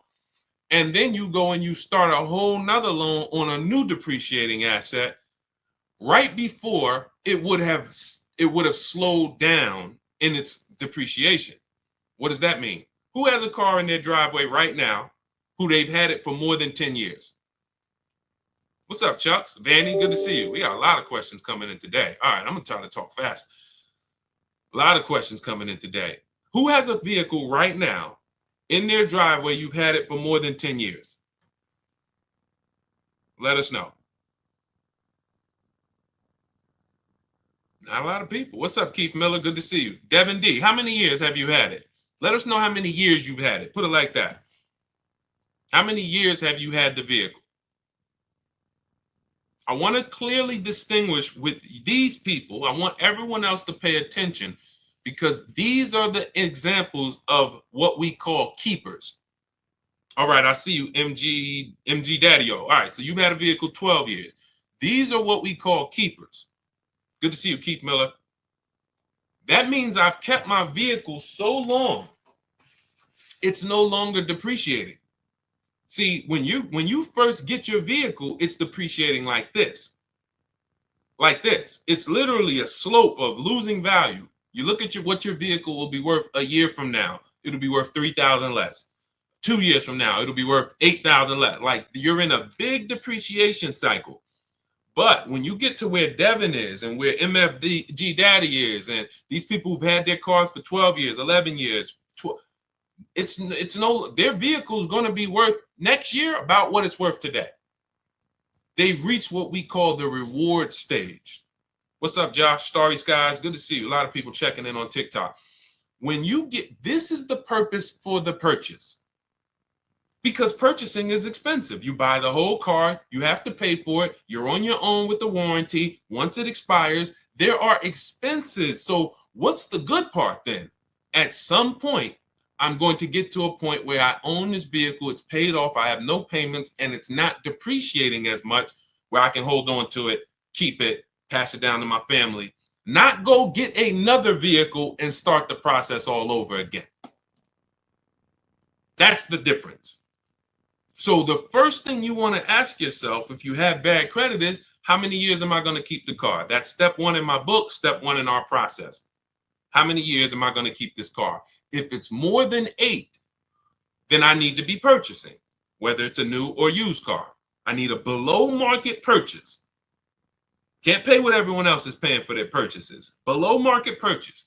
But if I'm not going to keep the car for 8 years, then I need a below market lease. Because when you add up all the lease payments on a great deal, it's no comparison to a purchase. What I'm paying for this Infiniti truck, it's a $54,000 truck. I'm paying $499 a month. After 36 months with this lease,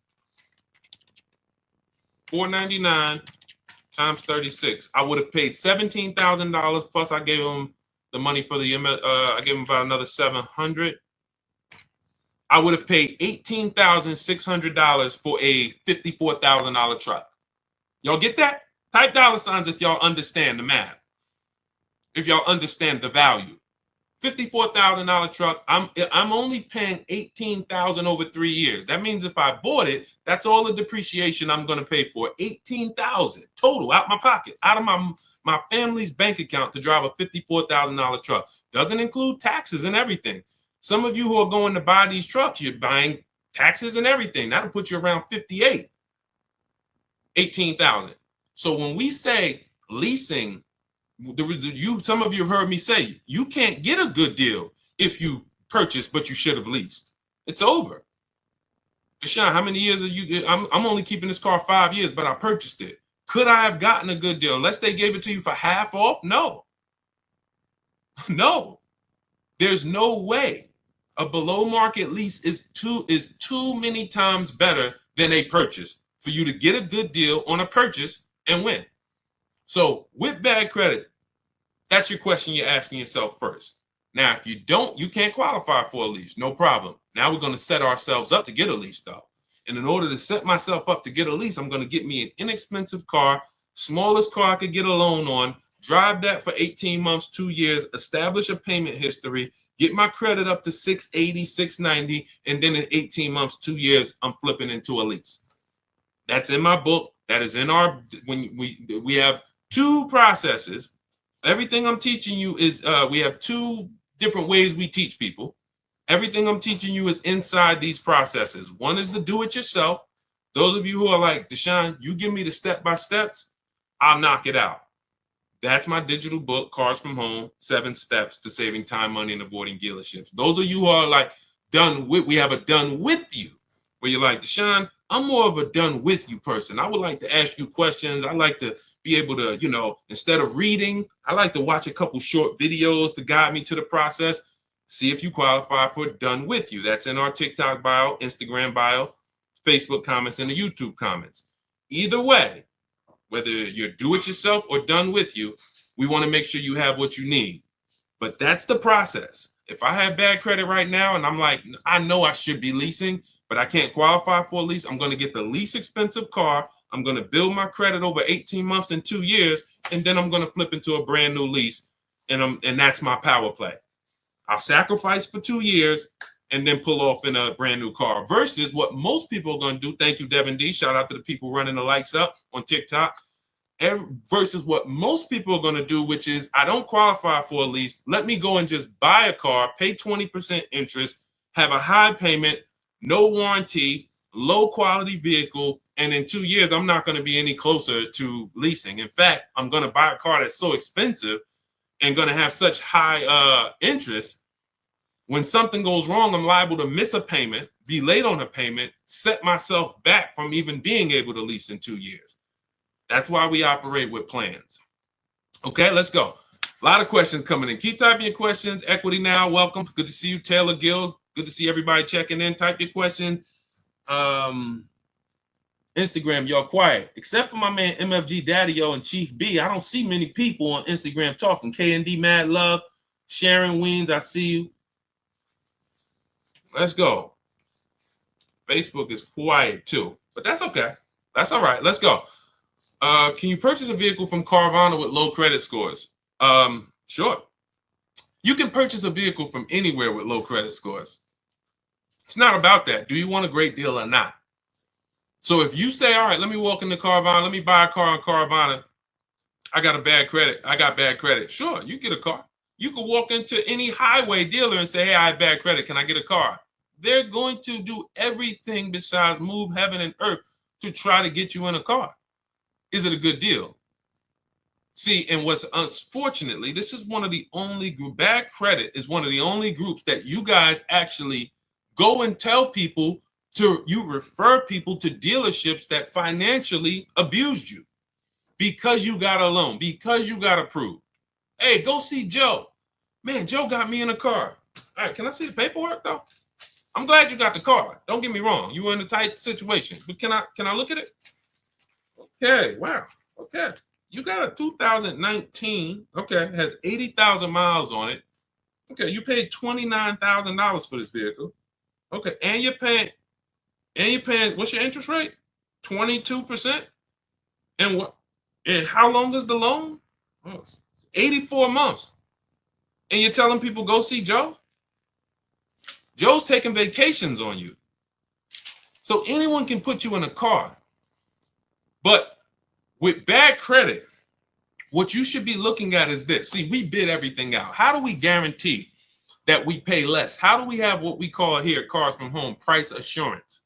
Which means when I walk out the dealership with my car, with my paperwork, I have the assurance of knowing that there's no way I could have paid less anywhere else. No one in my region, within 100, 200 miles of me, could have made me a better deal because I shopped that whole market. Competitive offers. That's how you get price assurance. It's the same way you do with Amazon. Same way, you could buy something from, why can we buy something from Amazon and have total price assurance? Competitive. It's okay, I'm gonna scroll this, I'm gonna look at reviews. Okay, this is a similar product. Oh, this is the same product. Okay, competitive. So this is how we shop for everything except cars. So all we're doing here at Cars from Home is teaching you how to shop for cars the way you shop for everything else. So when we're looking and saying, all right, we have bad credit, we're bidding out three things, three parts of our transaction. Who we get our car from, you need to win a bid. That means if I'm looking for a blue or black Honda Accord, that means out of all the black and blue Honda Accord, you need to be the lowest one, best value. That is very different than my loan. My loan, I need to pay more because I'm a higher risk. The loan, I need to pay 20%, 18%, 22% because I'm a higher risk. Has nothing to do with the price of the car that I'm getting. That's the second thing we bid out, our loan. Now, when you, thank you, Devin D, appreciate you. Thank you, Simone, good to see you. When you don't bid out, with bad credit, you lose the ability to bid out your loan because there's not many people who are going to give you a loan. We have some resources. We use a company called LendBuzz. They help a lot of people. I don't have any affiliation with them. They've never paid me a dime. I've never personally worked with them, but in my research, says they'll approve a lot of people. So now you can't bid that out because there's not 10, 15 people bidding for your credit like us. When you have prime credit, you can bid out your loan to, 10, 15, 20 people. That's how we do it. We have a process called the bank bidding war, and it doesn't affect our credit score. It weighs on our credit. So anyway, it's not even, I want to stay focused. But when you go into a dealership and say, all right, give me the car and the loan, you've now said, I don't want to bid. I'm not going to bid anything out. I'm not going to bid anything out. I'm just going to go to who can get me a car and a loan at the same time. And that's what dealers love. 2 transactions in one. And some of you give them 3 transactions in one. You trade your car in, which is selling your car to them. I know that made you think, Deshone, I thought it was like a trade. It was like, no, you're selling your car to them. Did you bid that out? That's step 2 in the Cars from Home process, something called the equity assessment. Thank you, Letty Boy Mom, thank you. That's something called the equity assessment. We bid that out. How many people will write us a cash check in an hour for our current car? Bid that out. That's how we guarantee we get the most money for our old car. Then we're getting a loan. Bid that out. Notice everything I'm talking about can be done online. That's why the system is called Cars from Home. That's why the mindset is Cars from Home. Because if you were trying to do all of this, going to places, going to your local branch in your bank and your credit union and walking in, then you can't do this. But if you use the internet, you can actually do all of this right here. And that's how we do this. So if I'm you, I'm finding where's the least expensive car out separately. And then I'm working with a bad credit financer like LendBuzz or someone similar who will give me the loan, but I'm going to get a great price on the car. I'm not going to mix those two. Man, I got a great price on this car, but I got 22% interest on my loan. That's okay. Because in 2 years, when your credit's better, a year when your credit's better, you know what you can do with the loan? Who knows? Type it, because most of you know. I got a great deal on this car, great price. Great quality car. Look at it. Wonderful. I pay 22% interest now, but in a year from now my credit's better. Thank you, Devin D. Refinance the loan. Very simple. So that's what I'm doing if I'm in a place where my credit's not good right now. I need a car. Perfect. I'll pay higher interest right now. Work on my credit in a year, 2 years. Refinance the loan. Now I got a good loan. Great car. Perfect. Versus if you go into a dealership or you go into Carvana and just overpay for the car and you overpay for the loan, now forget about that plan. You go to refinance in 2 years, you're not even going to be able to. You're still going to be upside down too bad. You'll be upside down too much money, right? Great question. All of this is laid out. See, there's a plan for everybody. Everything I do was to create a plan for everybody. High mileage drivers, anyone who drives over 18,000 miles per year, type HM. In the chat. Type HM in the chat if you drive over 18,000 miles per year. You can't move the way regular people move. You can't base your moves on a regular driving. You don't drive the same. Most people depreciation look like this. You drive 18, 20,000 miles a year, yours look like this. 4 years, you got 80,000 miles on the car. You're depreciating your cars faster. You have a different strategy. We have a different strategy for people who are going to purchase versus lease, buy new cars versus used cars. But it's all 7 steps though. No matter where you are, what your profile is, 7 steps. That's why our system is based on 7 steps. So if you're like, Deshone, I want the whole blueprint, that's my digital book, Cars from Home, 7 Steps to Saving Time, Money, and Avoiding Dealerships. It's already 5-star rated. You can Google it. This is what hundreds of people have used since we released it to get below market purchases from home. You can see all the reviews. Thank you to everyone who's reviewed the book on Goodreads. We appreciate you. You continue to help that book stay at 5 stars. We appreciate you. But you can get a copy. It's normally $97. Part of my welcome offer. You can get it for 75% off. It'll be $24, but it's only for 30 minutes. That's our welcome offer. You can go to my TikTok bio, Instagram bio, the YouTube comments, or the Facebook comments. Use that link. That's your do-it-yourself blueprint to below market leases, purchases, used cars, new cars, high mileage driving, bad credit strategies, all in there. Now, for those of you who want community, you see me sharing all of these people. You see me sharing Zafrina's deal. You see me sharing Kimberly's deal, Ken's deal. You see these people, Sheree's deal. Look, Sheree graduated again. She's gotten 4 cars. She joined us, our Done With You program, where we have, instead of reading, you're doing videos, short videos, 3 to 5 minutes, very bite-sized videos, like if we were having phone calls. She's gotten 4 cars since she's joined us back in, she joined 2021. She's one of the first people to join us. So this is her first, this is her 4th vehicle. You know, she got a 2025 CRV hybrid. And she talks about all the improvements we made when we created our calculator. She like, we didn't have this when she first started. So she's been able to see all the improvements and things that we've added in terms of, making our system even easier. But if you are like, hey, I'm a more done with you person, I like to, jump on coaching calls. We do 2 coaching calls a month. We have a private Facebook group where everybody comes in, and look, if the book doesn't come, sometimes people with the book try to get in the Facebook group. Sorry, guys. Listen, I got a ton of books here. All due respect, I dumped everything I've learned in 14 years in that book, but I can't call any of these authors. Like, I have questions. I read Tony Robbins' book, Money. It's one of my favorite books. I love to call him and say, hey, Tony, can you break this down to me? That's just not the way it goes. So we have two things, and they're both affordable, depending on what your learning style is. Do it yourself or Done With You. You can click the links in my TikTok bio or in the comments on Facebook or YouTube or my Instagram bio, and you can see if you qualify for the Done With You program or if you want to do it yourself. Either way.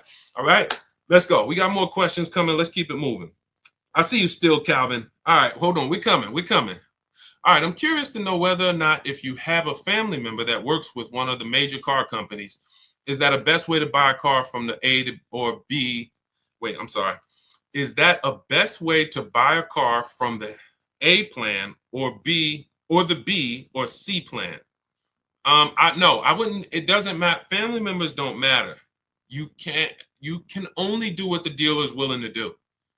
I mean this with all due respect. I've had car salesmen come on my streams. There's 2 types of car salesmen that come on my streams. People who, they're not trained. They have no idea about the numbers I talk. I will watch car salesmen over and over buy cars, buy them, not lease them, trade them in 3-4 years, 2 years, lose a ton of money, just do it over again. I'm like, you don't even understand your own business. But it's not their fault because we're not trained. So I can't fault them. I really can't. I don't fault people. The people who understand what we talk about, quite honestly, they've been general managers, general sales managers, finance managers, or those are the people who are like, you'll see it on my videos. I was a finance manager for 20 years. This guy is legit. Because a salesman, when I went to work for Ray Katina, I went from working at Pontiac Buick GMC, where I had to run back and forth to the desk to get the prices, and then I got thrown into Yankee Stadium. And Yankees, they're top 3 Mercedes-Benz dealer in the country at that particular time, and Ray doesn't have finance managers. You are the finance manager. So you are putting in the credit apps. You are working with the banks. You are going over everything with the customer, the extended warranties, the after sale products. They didn't have that experience that I had.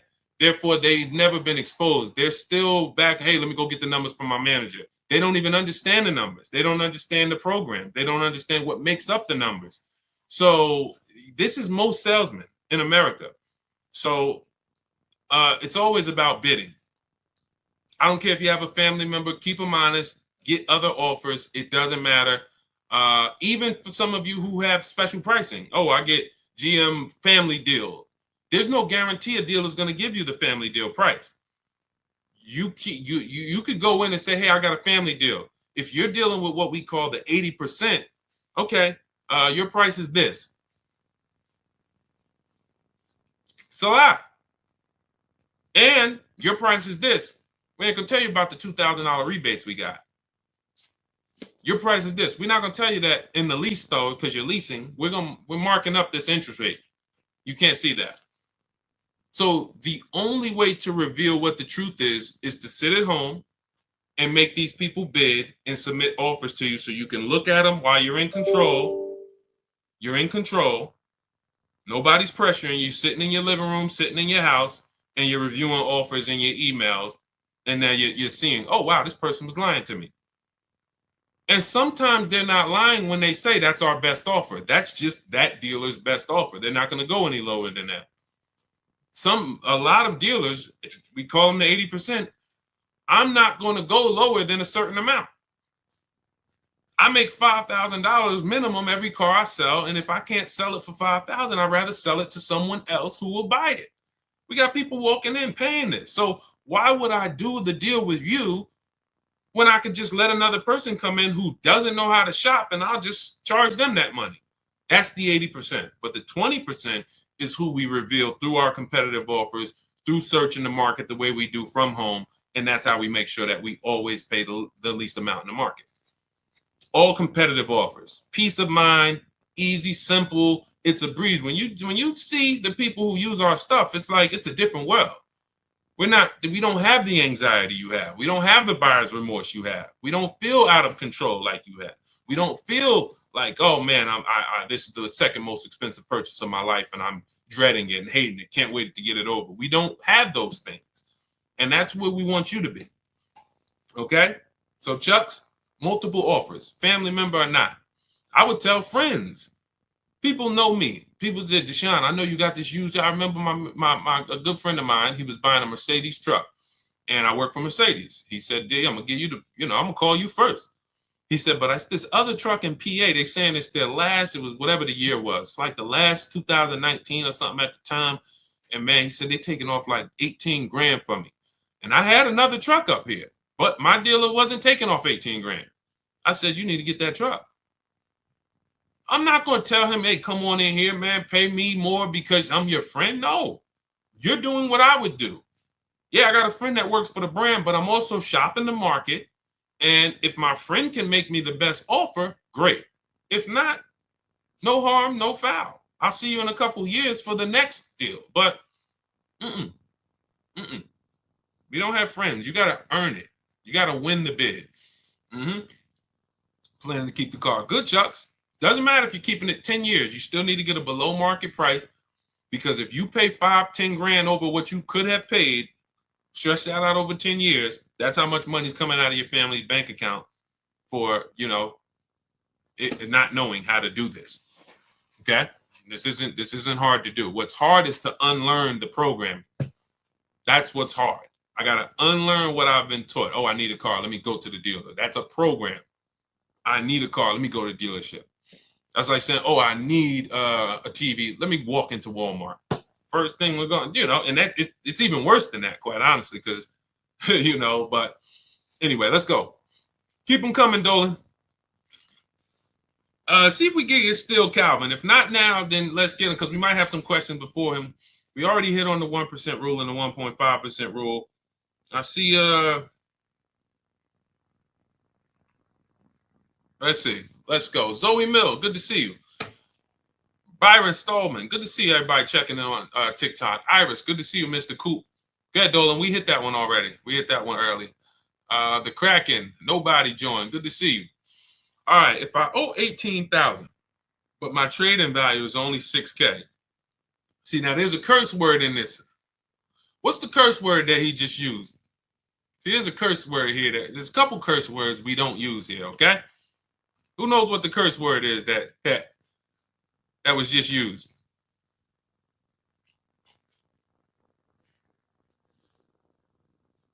Nope, not but. It's the T word. Trade. Trade. We don't trade. Now, if you have now let me explain why we don't trade. Okay? You don't get what anything is worth trading. If I haven't, let's just say I have a this phone. Am I going to get more money trading this or actually putting it on the open market and getting offers for it? Open market or trade? O or P? I go trade this phone. Do I get more money on the open market or on trade? I see you, Big Step. Yep, Dimitri, I see you. Yep. Okay. It's no different. It's no different. I see you, Alonzo Wiggins. Good to see everybody. I love the engagement. I love that people, y'all up on the keyboard, you're engaged. We got probably another 10 minutes. Told you, we like to do an hour hitting hard, a lot of financial literacy, tapping for an hour, and then we move on. That's everything. Hold on. My alarm just went off on here. Thank you. Thanks, Dimitri.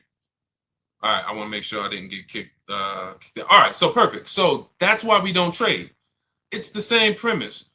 You have buyers who want to pay money for your car. Carvana, driveway. Kelly, this is step 2 in our process. First thing we do is answer the first question. Most important question is what we call it. How many years are you going to keep the car? If it's more than 8, we're purchasing. We're shopping for a below market purchase. If it's less than 8, we're shopping for a below market lease. Then we move to step 2 in the process, which is what we call the equity assessment. This is where we look at the car that we have that we are replacing, and we determine our equity position in the vehicle. How do we do that? We call our bank if there's a loan on it. We get our payoff. That's what you do. All of you who are like, Deshone, I'm going to be shopping soon, or I'm shopping now. I thought I was going to wait to tell a deal about this later. No, we don't do this later. Because when you do this later, you're setting yourself up to trade. You're setting yourself up to get lowball offers on your trade and lose probably $2,000, $3,000 from what you could have gotten. We handle the equity assessment early, step 2. So we call our bank, get your payoff, find out what it's worth. Then we're going to go to these 6 buyers, 6 cash buyers, 6. Carvana, Kelly's Blue Book instant cash offer. Not kellysbluebook.com. Instant cash offer. AutoNation, they're going to give you an offer. Car Gurus, they're going to patch you in with a dealer to get an offer. CarMax and Driveway. 6 offers. 6. You know now what the true market value is when you actually let 6 people who buy cars every day, who compete against each other, make you a cash offer. Comes right to your email. Okay, boom. I see the highest offers from Driveway. Now we look at what is our equity position. Do we have equity? Is the offer more than we owe? Perfect. If the offer is not more than we owe, now we have negative equity on a purchase, not a lease. There's a different equity assessment for a lease. God, there's so much we could go into. These are for different people, though. See, that's the thing. That's why the system's not overwhelming, because some of you are like, Deshone, I got a lease. I didn't even know I could do an equity assessment and see if I can make some money on it. Yes, you can. But it's a different equity assessment process. So now you look and say, all right, it looks like based on what you're saying and your trading value is only 6, it looks like you're going to have some negative equity no matter what. But you need to get the offers to find out what the true value is, because maybe you're being lowballed. Maybe you're being lowballed and they're saying, oh, your car's only worth 6. So if you owe 18, how can I get into something else without 10 grand down? So what I would be doing is I would be rolling that negative equity over and shopping for a lease to bury the negative equity. First question you want to ask, how many years you're going to keep the car? Doesn't look like you keep cars a long time. One, because you already have a car that you're planning on getting out of that you have a loan on. So that's usually the diagnosis of a person who does not keep cars. It's not like you're saying, Deshone, I have a car, it's paid off, I want to get out of it. You're saying, Deshone, I have a car, has a loan on it, I still owe a ton of money and I want to get out of it. That's typically a prescription for the people who should be leasing. If every single transaction you do, you always have negative equity, that's a prescription for a person who should be leasing. If I was, that's financial cancer, okay? Because every single time you buy and replace these cars, not only are you not driving the vehicles you could be driving for the money you're paying, if I looked at what your payment is and showed you some of the people throughout that listen to us, 585, $50,000 vehicle she's driving. My dad just got a Hyundai Palisade, new Palisade, $49,000 truck. He's paying $499 and he $475. He put $3,000 down, but with no money down, he was at like $575. Beautiful deal. Beautiful deal. $575, $50,000 vehicle, no money down. So when we look and say, all right, wait, I'm paying $5, but I'm driving this. Now we start to see. So not only are you not driving what you could be driving, you're also overpaying for it, and now you're underwater. So the prescription is, I will be telling you, you're losing a ton of money. Here's your prescription. Learn to lease. Get a below market lease. That'll solve these problems. Get a below market lease. Stop buying these cars. That would be your prescription as a financial doctor. So now what you should be doing is moving that to a below market lease that you can, and preferably you can find one of these electric vehicles that you can lease for, shop the offers and get, some people are, my goodness. There's one deal I haven't even brought it in yet, but I gotta find it. It's in our group. This guy got so much money off this car. It's like over 50 grand. His payment was in the threes. In the threes. I couldn't believe it. But you had all the money the dealer took off that won the bid. This is what he didn't just walk in. He stayed at home, got his bids, and the dealer that won the bid took off all this money plus the rebates. And it was like, whoa, $3-something a month for a $50-something thousand car? This is crazy. So that would be a perfect time to roll that negative equity over, throw it on top. Now your payment's going to be probably 5, 6, whatever, but you're driving something that is worth that money versus what you're driving now. So these electric, some of you who are buried in these vehicles you're in, you do this equity assessment, you're going to find out. West 156, welcome. I see you. Welcome to the community. New follow. I see you. And shout out to the people who liking. I'm not missing y'all. I'm going to take some time at the end and shout out to people who've been liking the broadcast. I see y'all. I see you, Anthony Padilla. I see you, Kyle Woods, Melissa. I see you. Anyway, so that's what I would be doing. I would literally be shopping for an electric vehicle, to moving my negative equity over to that, getting a big discount, low price. Once I find my best offer, I'm moving that negative equity over, and then I'm gonna drive that for 3 years, and that's gonna be it. And God forbid the vehicle gets totaled, you're okay. It's over. God forbid. So that's the risk. That, oh wow, I'm driving this car.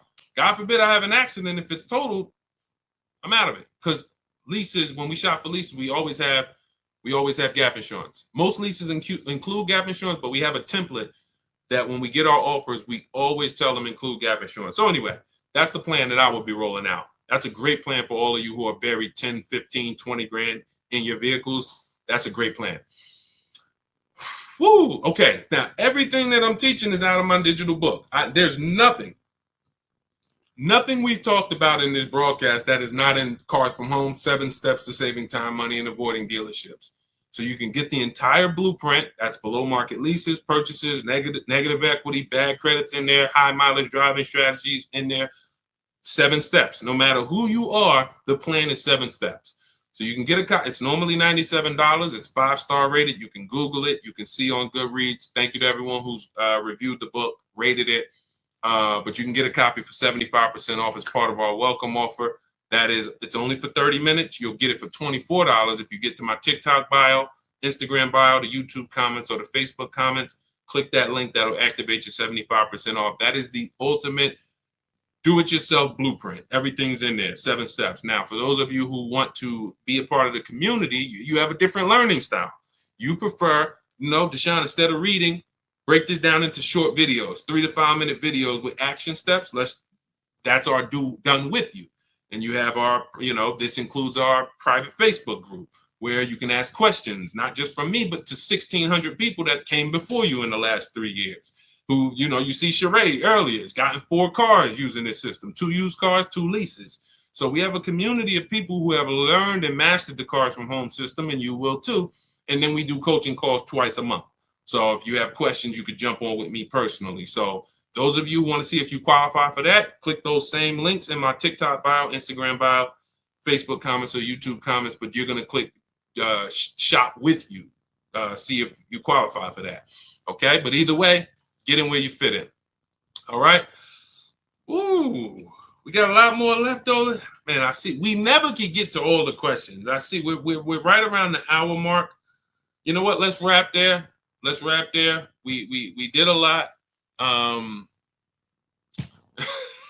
This was good. A lot of questions, a lot of engagements. I see you, Chuck. I see you, Sarah Wells, Big D12, D122, Donald Howell.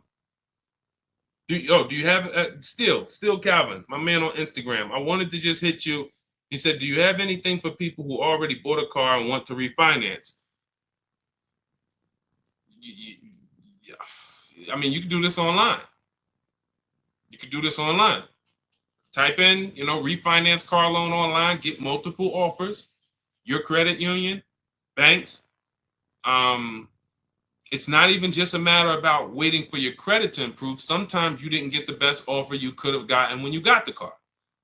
So yes, sometimes it is, hey, I got the same credit, but there's been people who left the dealership at 8%. They didn't know they could have got 6% or 5%. They didn't know. They just, hey, it just feels like this. I'm paying 7.9. I feel like I could have got better.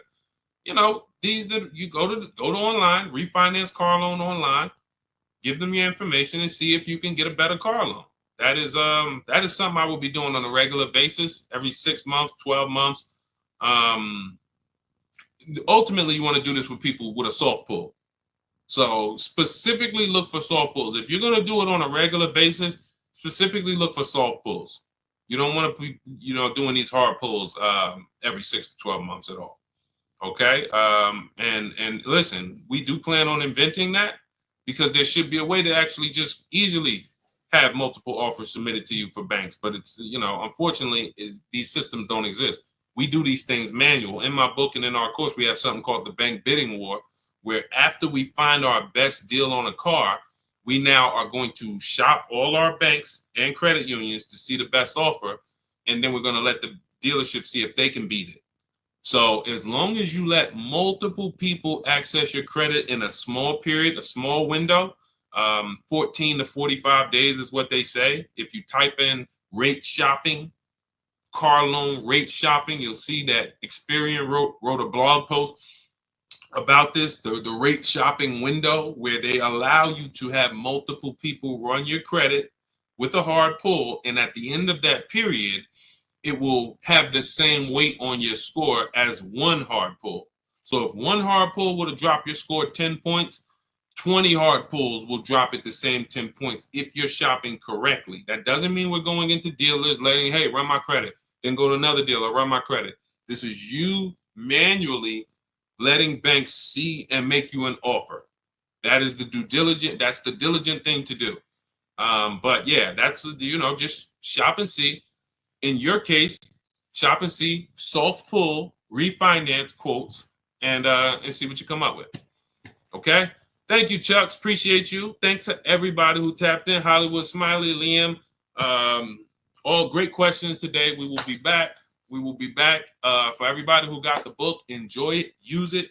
Make sure you write me with your success story. As you can see, I always like to get these emails, and I didn't get a chance to. On the next stream, I'll read some of the emails we've gotten. They take a little longer. This one from Chris. A lot of you have sent me emails. Don't think I haven't got them. Jessica, I gotta, we try to flow and get in, once we get into a flow, we don't always get a chance to read all the stuff. So anyway, Dimitri, I'm glad you just got your book. Enjoy it, use it, and keep unlearning. Forget every single thing you've learned about the car buying process. Trust our process. That's what I say. When you get started with us, you come into Cars from Home, it's oil and water. The systems don't mix. So you leave everything at the door. I've accounted for every part of the car shopping process, even when you're going through the steps and you're like, wait, he hasn't talked about this yet. That's because it's by design. Oh, he talks about this at day 5. When you get to step 5, you'll be like, oh, okay, this is where it's hit. I'm used to planning that here. See, there's a reason. There's a specific order everything is in order for a reason. So trust our process, leave all the things you learned and the car dealers programmed you to do at the door, and your success is guaranteed. All right. God bless you. I'll see you soon.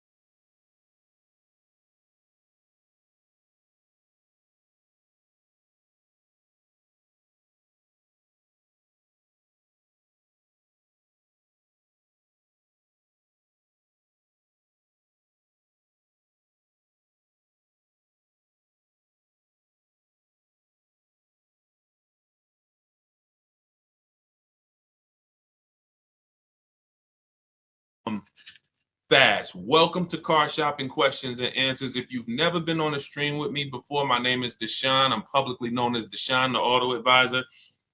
Everyone, if you are new here, type a number 1. What's up, Mr. Randy? What's up, Andrew? What's up, Dana? Anyone who is brand new here, you've never been on a car shopping stream with us before, you might be familiar with what we do. Type a 1 in the chat. I want to give you guys a welcome. All the new people. What's up, D? What's up, D? Miss BNN. What's going on, RCH? What's going on, Sweet Rescuer? Let me jump on Instagram.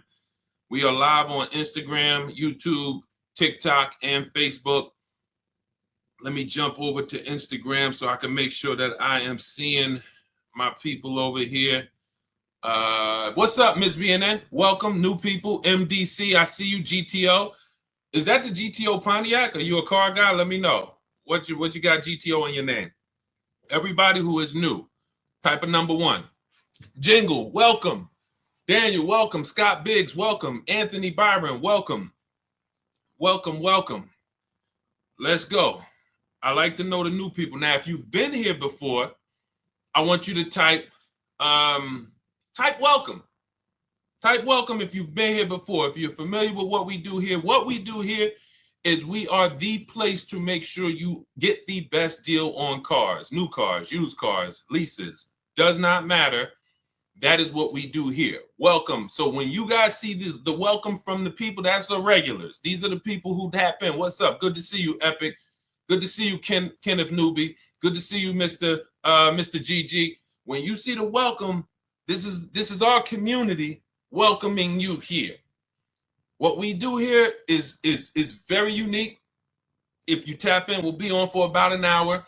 You can get your questions answered about car shopping. I spent 14 years in the car business, working for Mercedes-Benz, General Motors. I ran a brokerage for 4 years. And now what I do is educate you guys, give you the tools, the strategies, the step-by-steps to make sure you are never overpaying for cars. You need to be getting the best deal in the market, and that is going to be $5,000, $10,000, $15,000 less than the average people are paying, depending on what car you're getting. So Start typing your questions. And as you get the questions, I have Dolan, our man, moderating in the background. He's going to be bringing your questions onto the chat. Doesn't matter whether you're on Facebook, whether you're on YouTube, Instagram, or TikTok. Type your questions and we'll bring them all onto the show. Okay. We have 2 things that we give you for the step-by-steps. Depends on if you're a do-it-yourself person. Everything we'll be talking about and everything you'll need to pay less than everyone else for cars is inside my new digital book. It's called Cars from Home, 7 Steps to Saving Time, Money, and Avoiding Dealerships. Now, that book's normally $97. It's a digital book, but as part of our welcome offer, you can get your copy for 75% off. It'll be $24, but it's only for 30 minutes. That's our welcome offer. You go to our TikTok bio, our Instagram bio, the YouTube comments, or the Facebook comments, click that link. That's for you do-it-yourself people. You say, Deshone, give me the plan, give me everything, and I'm going to follow it to the T. Go grab your copy and come on back. For those of you who are more of a do-it-with-you, Deshone, I want to work with you together, then you can click the link, those same links, and you can click done with you, see if you qualify for us to shop together. And then, you'll I don't care how you get it. Even if you ask your questions, let's get to it. And then, if you can piece it together and I can give you the answer you need right now, then you don't need the book and you don't need the coaching program and you don't need nothing. So I just want to make sure you have the tools you need to go out here in this market and win and pay less than everyone else is paying. All right, Dolan, let's get to the first question. I'm going to try to get through as many of these as possible. We're going to be fast but thorough. All right, 70 GTO, the Judge Ram, own it for 40. Okay, that's a classic. When I saw GTO in your name, I said, people don't put GTO in their name unless they're a car person. Like, that's the Pontiac GTO for those of you who don't know. When I work for Pontiac, that's where I started my career. So I remember the last body style of the GTO. And when we lost Pontiac during the Great Recession, it was a sad day. And then they just came out with the Pontiac G8. That was doing pretty good. So shout out to you. That's a very nice car. Go ahead, Dolan. Let's go. Everybody ask your questions. We're going to go. I'm going to do rapid fire Q&A today. Let's go. It's 2025. It's money on the table. Let's get to it. Why is it so hard to get a dealership to give you a cash discount? You're talking to the wrong dealerships. You got to understand something. 8 out of 10 dealerships are going to lie to you. If you accept that, that'll give you what you need to move accordingly. If you are shopping for a Nissan, for example, 10 Nissan dealers in your area, let's say within 45 miles of you or 45 minutes of you, 8 of them on average are going to lie. They're going to make it difficult. They're going to try to tell you can't buy online. That's what they're there to do. But if you get 5 offers, which is what we always recommend, you will find the honest dealers. You will find the dealers who want to beat their competition, and that is what it takes. That's why we do this from home. Now, you can call around if you want to call, ask for sales managers and try to get those offers manually, do it. We have an entire system. When we do it, it's email. New cars and used cars, all we do is email back and forth. We talk to multiple dealers, and then we get to the honest dealers. But you must understand, never make a decision on a car based on what one dealer tells you. That's what people tend to do. Oh, I went in Nissan, they're expensive. No, Nissan of Bay Ridge is expensive. Nissan of Fort Lee is expensive. But when you get out there and you start to see the entire market, which is why we do this from home. That's why our entire system is called Cars from Home. You start to understand, oh, it's not that all Nissan dealers are lying to me. It's just these guys are lying. And that's what you need to empower yourself and to guarantee that you've paid less than everyone else. Okay? Go ahead. You're working with the wrong dealerships. Numbers. This is a numbers game. Go ahead, Dolan. Next question. Should I get maintenance included in my lease deal or pay as you go? This is a great question. This depends. He asks, should I get maintenance in my lease deal or pay as I go? This depends on the cost. Is there a savings? For example, when I worked for Mercedes, we had maintenance on a Mercedes was literally over a course of a 3-year lease. If you did it with the dealership, it could cost you $1,100 to $1,300. Now, the prepaid maintenance program was an $800 offer at the time. And so there was a savings there of, call it 20, 25, 30%. Now, for those of you who are leasing, this is very important to realize that when you put the maintenance program into the lease, it would residualize. That just means that you're not paying for the whole thing. So you added the maintenance program to your, it might have only cost you $15 or $18 more per month. And it came out to be like, whatever, $600.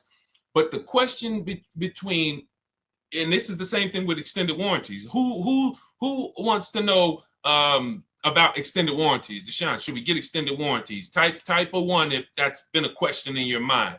This is the same principles. How expensive is it if I pay out of pocket? What's my risk? Because these are nothing more than insurance policies. All right, so we got to realize I need to make the money back that I spent on the plan. If it's going to cost me the same amount, then there's no point in me not paying out of pocket. If I'm going to pay $1,500, then I'd rather pay it out of pocket. It needs to be a savings. And most times with the, if you add up what the oil changes and the tire rotations would be, and then you look at, all right, how much you're charging me for the maintenance, that'll easily help you make a decision. It needs to be at least a saving, a 30% savings to make it, to make it worth it to lay out the money. Okay? I hope that answered your question. Go ahead, Dolan. Let's go, y'all. What's up, Saucy Slinger, Liz Galvez? Shout out to the people on TikTok checking in. Shay, what's going on? Jose Reyes. Just got my chapter. Keep asking your questions. We are going to try to get through as many as we can. I'm trying to do rapid fire, but I still want to make it thorough. And shout out to everybody sharing. We appreciate you. Just got my Chapter 7 bankruptcy discharge last month. What do you suggest the best way to buy a car? If you need, first of all, if you could wait, get your credit score up to a 680, 700. I've seen people do this out of a bankruptcy very quickly, very quickly. If you are purposeful, I always tell you guys, follow Shonda Martin, Road to 750 Plus. Some of you probably follow Shonda. She's a great resource in terms of credit. She's just like me, but all she does is credit. She'll do Q&As. She's been in the industry. She knows the ins and outs. She knows the stuff we don't know. If you follow her, she can help you get to a 700 score quickly with some things you could do immediately, especially out of a bankruptcy. You have a blank canvas.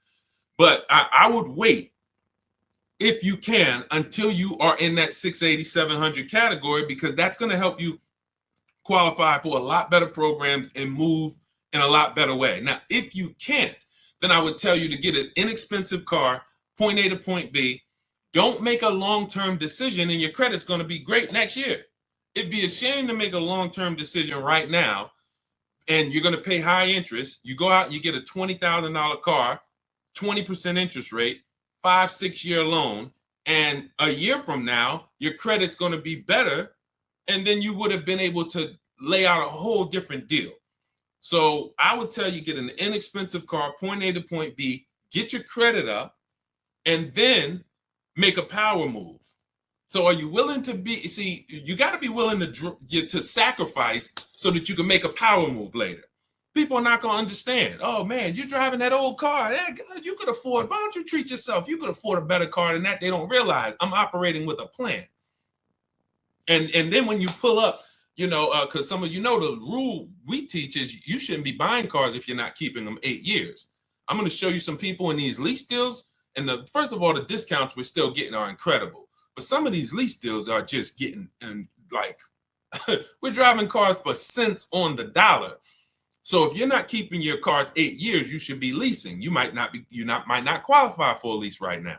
So you might say, all right, I get me an inexpensive car, Facebook Marketplace, get me from point A to point B. And then a year from now, you got a 700 credit score. You pull out in a 2026 brand new lease, paying cents on the dollar. So it depends on you. I don't give people the exact strategies because I give you the options. I give you, based on your goals, these are your options. You pick the best one. Okay, if you want to ask a follow-up question, go ahead. All right, great question. Let's go. Keep it going. Let's go. Hold on. Let me see here. I want to be able to see.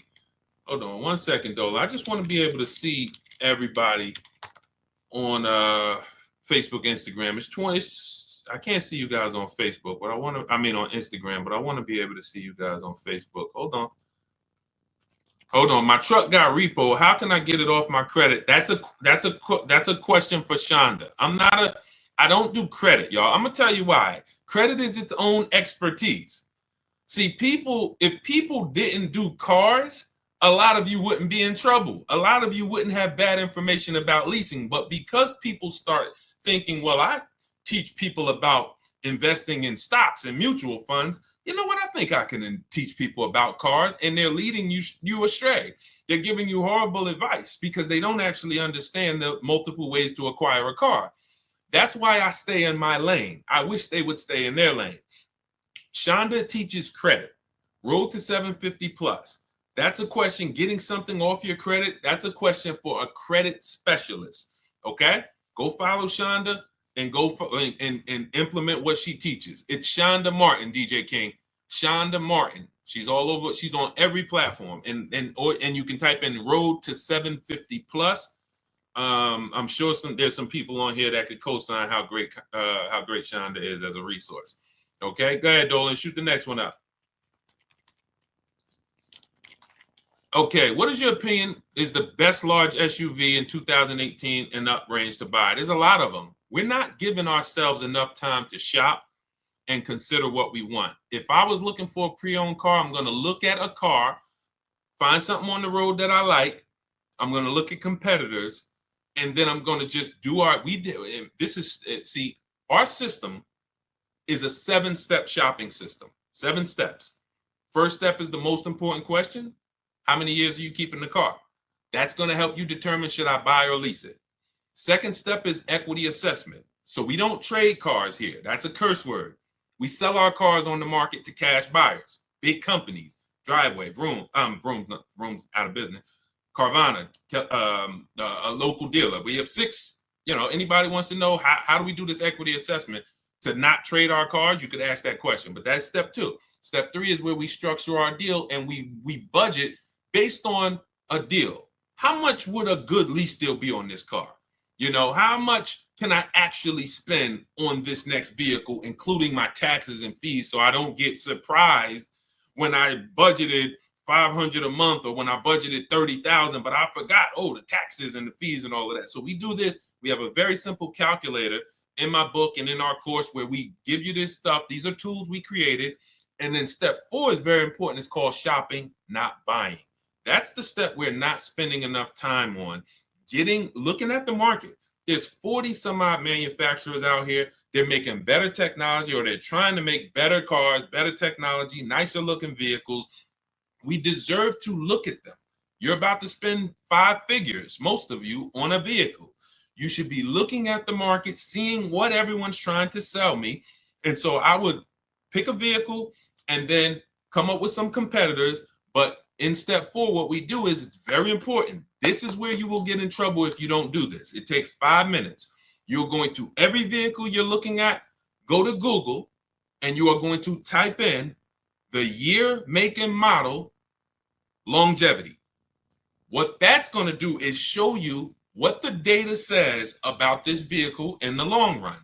Is it known for having transmission problems? Who's got a vehicle and then not even a year later transmission went out? Can we be honest? Can we type me if we're being honest? Who's got a vehicle and transmission went out in a year, or engine went out in a year, or the head gasket blew within a year? Okay? Listen. Nobody on here, I'm sure. So when we what we want to do is look at the data, because the data will tell us this vehicle is known for transmission problems at 80, 90,000 miles.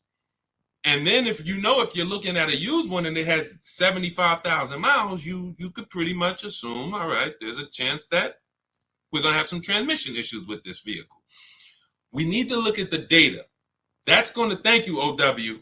They see, I appreciate it. It's always one. He said, listen, I'm going to be honest. Nobody else is going to say, I had a problem, Deshone. I bought a car and the transmission went out on me. This is what we can avoid in most cases, because what we're doing is we're checking the DNA of the vehicle. Some of you, it's not a problem of you getting vehicles that it's 2 ways we make sure we avoid these problems. First is we're going to check the DNA. That means we're going to do that longevity search in Google. We're going to see, is this vehicle just made poorly? The transmission's made poorly. It's going to go out. We need to make sure the second way we avoid it is to do our quality checks. This is very important. Those of you who are buying a used car, type the letter U. If your next car will be a used car, type the letter U. This is very important what I'm about to tell you. And some of you may have a notepad and you're remembering this. Thank you, Keith Miller. Thank you for sharing. Appreciate you. DJ King. Okay. This is very important. 3 things we're going to check to make sure we're getting a quality used car. The first is going to be the title. What is the quality of the title? What does that mean? I need the Carfax. I need to see, was this vehicle a rental? Is it a salvage title? Was this vehicle rebuilt? Does this vehicle have frame damage? These are the quality of the title. Thanks, Mr. Randy. Shout out to the sharers. Appreciate y'all. This is what we're checking first. This is our first line of defense, the title. We don't wait. People say, well, Deshone, would you get a rental? Well, it's not going to be weighed evenly like other better title histories. So it's not that I'm against rentals, but there's levels to this, as they say. So first thing is the title. Now, once you're looking at the vehicle and you're like, okay, good title, now we have to move to service. This is going to help you eliminate most vehicles because most vehicles do not have the service records to indicate to you, this is something I want to put my money in. When you look at a vehicle, you should see service, service, service, maintenance, maintenance, maintenance. If you don't see that, do not buy that vehicle. I can't tell you what to do because you're an adult. We never buy those vehicles. I'm talking to you about the Cars from Home system. These are boundaries we operate in to make sure we're not getting in trouble. Service records are the biggest indicator of how well the vehicle was taken care of. Everybody's following this, type dollar signs. If you're following this, type dollar signs. And then I'm going to go into the last step. 3 lines of defense. First is the title history. Second is the service records. Third, before I move on, type dollar signs. Let me know we're following this. Okay, Mr. Randy, I see you. DJ King, I see you. 1% money, I see you. Okay. Third thing is the accident history. 3 things. Now, all accidents aren't created equal. You might see some vehicles that have minor accidents. You'll see some vehicles that say vehicle was drivable. When you see vehicle was drivable, that means that it, could have been a fender bender in a shopping parking lot. Police was called. Good to see you, Daricus, my man. Good to see you always. When you see that, that could have been, that means that there was a collision, but the vehicle drove away from the scene. So that might be a deal breaker for some of you. That could be a deal breaker for me. It depends. But we need to weigh it evenly. That's different than vehicle towed. When you see vehicle towed, that means not only was there an accident, that vehicle was towed away after the accident.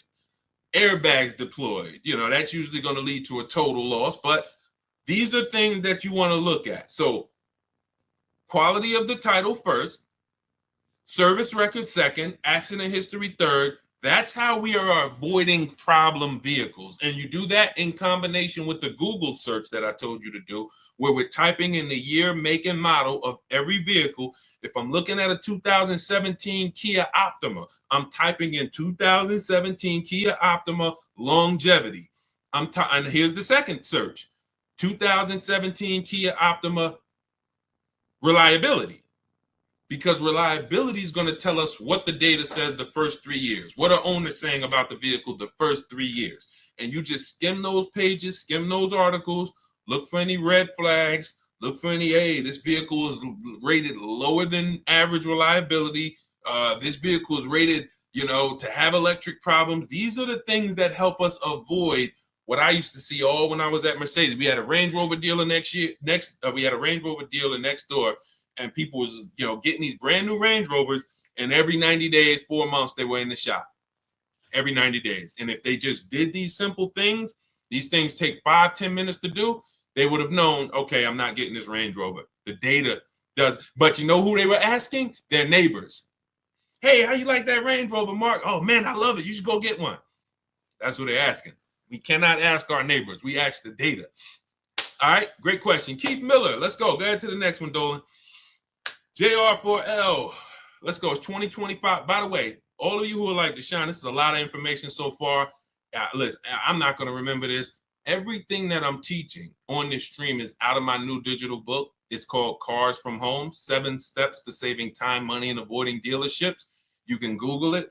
It's 5-star rated. Thank you to everyone who's taken the time to rate it and send me your stories. That's the entire blueprint for how we get below market deals, leases, new cars, used cars, and we have a welcome offer. It's normally $97, but as part of our welcome offer, you can get your book for 75% off. That'll be $24.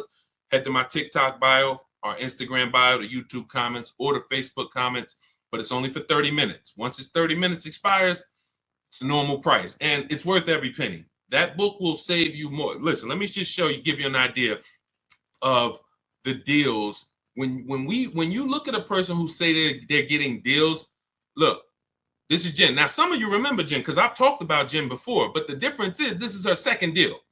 So once you learn this system of how to shop from home and be empowered, it just gets easier and easier and easier. So this is Jen's second deal. Look, she said, I graduated again. This time she got a used vehicle, 2021 Kia Forte. Original MSRP was $24,485.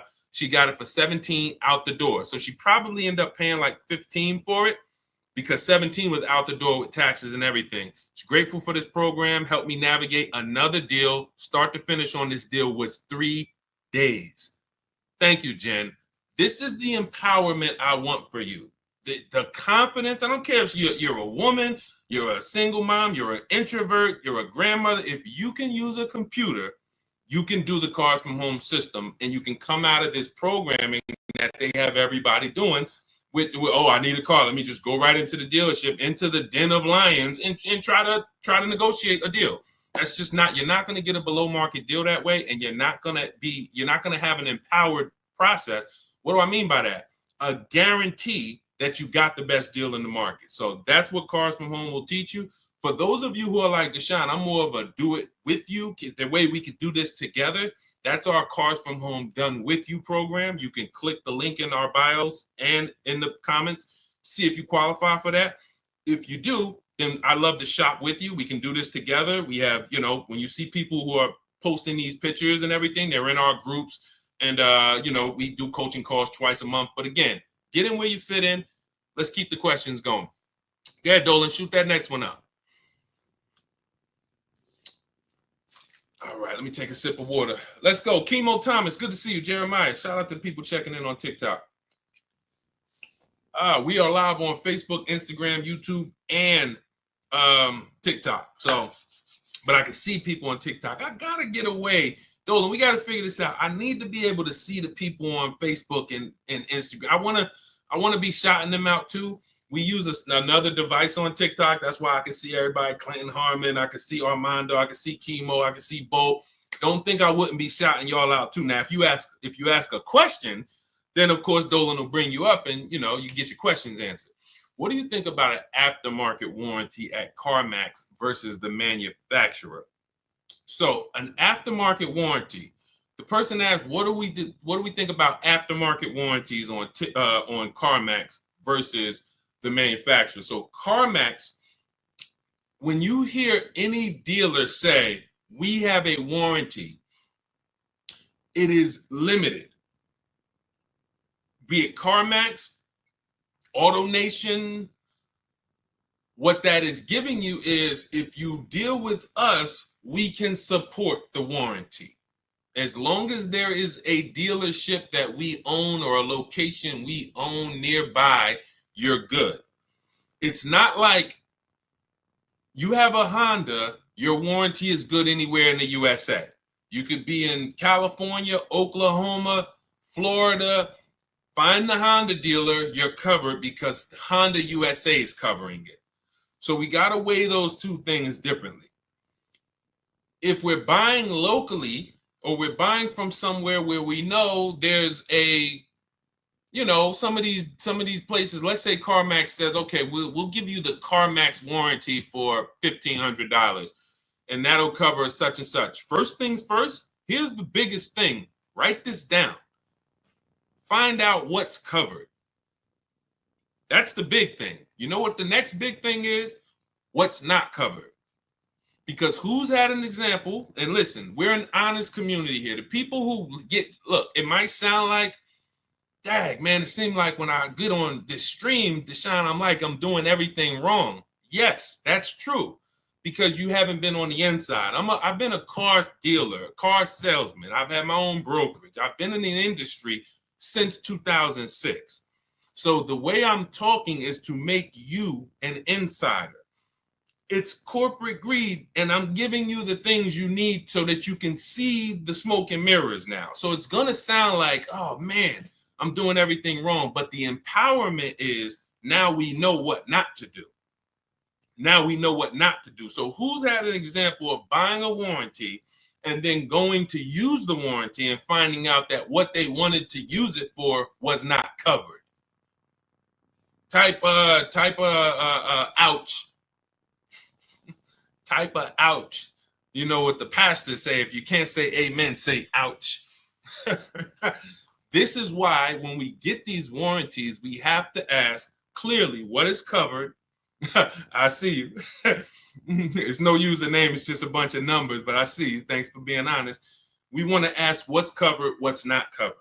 So if CarMax is offering you a warranty, we need to know what's covered, what's not covered. Now, if your vehicle is still under manufacturer's warranty, which means every new vehicle that comes and is sold in this country comes with a manufacturer's warranty. While that vehicle is actually under manufacturer's warranty, it is less expensive to extend it because it's already covered. Once the manufacturer warranty runs out, it now gets more expensive. So if that vehicle still has a manufacturer's warranty, you could call a local dealership and find out how much would it cost to add the warranty. And then you could compare that to the CarMax price, and you can compare that to what's covered. But I would be very leery to get a warranty unless you know for a fact that you're going to use it, which means, pay attention, it's very important. Vehicles that have a high likelihood of things going wrong or breaking, and then they're expensive to fix, these are the vehicles you really want warranties on. You don't, listen, Hondas, Toyotas historically have been inexpensive to fix, but even now they're getting more computerized.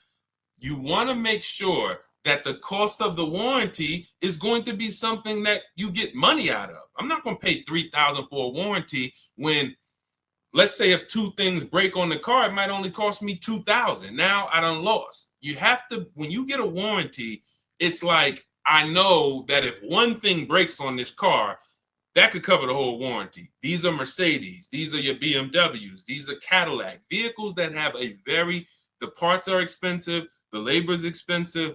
These are vehicles that you really don't want to be without a warranty. You want to buy as much warranty as you can. Okay, I have a guide on how I teach you this in the book. This is in step 6 when we get to paperwork and protection, because it's a shame to get a great deal and then turn around and you didn't cover it the right way and then you're exposed. Okay, so, but that's how I would weigh it out. Go ahead, great question. Keep it going, Dolan. Shoot the next one up. We are live on Instagram, YouTube, TikTok, and Facebook. Type your questions. We'll get to as many as we can. Can a person still lease a new car after a bankruptcy, or will I be stuck with pre-owned? Listen, I would tell you what I like to see, and what most banks like to see is high sixes, 680, 670. I like to see people get at least there, because that gets you out of the manipulation zone, I call it. The manipulation zone is, oh, we got you approved, but you're not tier 1. You're tier 3, you're tier 6. And then, they can manipulate that payment.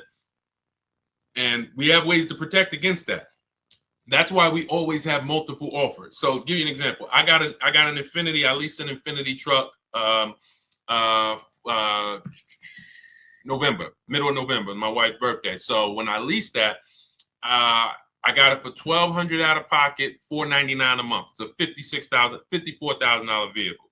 So now, when I went there, they used one of my scores, which was Equifax, and it was right under 7. And they still tried to play me. And they said, hey,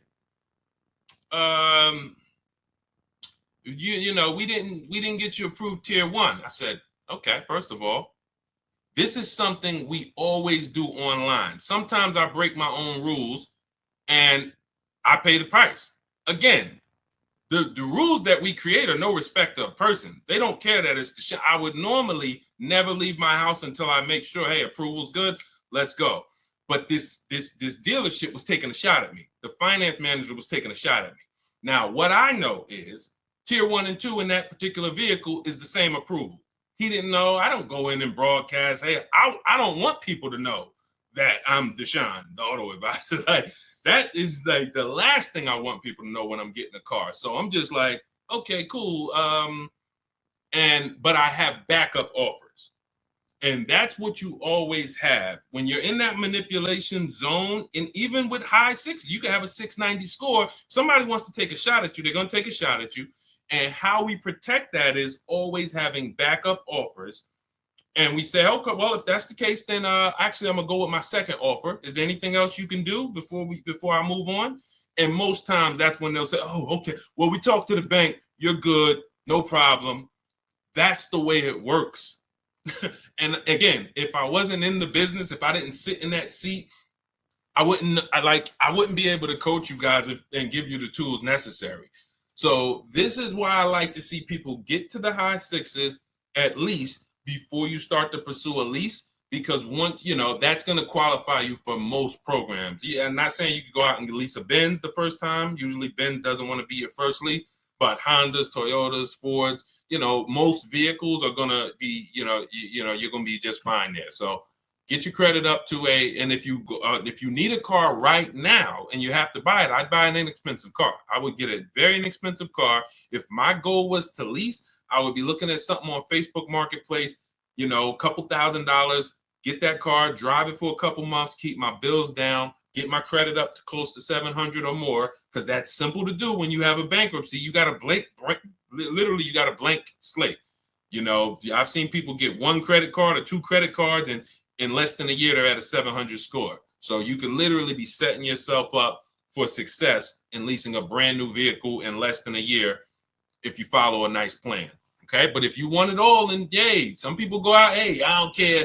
Credit score is, 0. I just came out the bankruptcy. Let me go get this Dodge Charger. I want the Hemi. I want the Hellcat. And someone will put you in the car.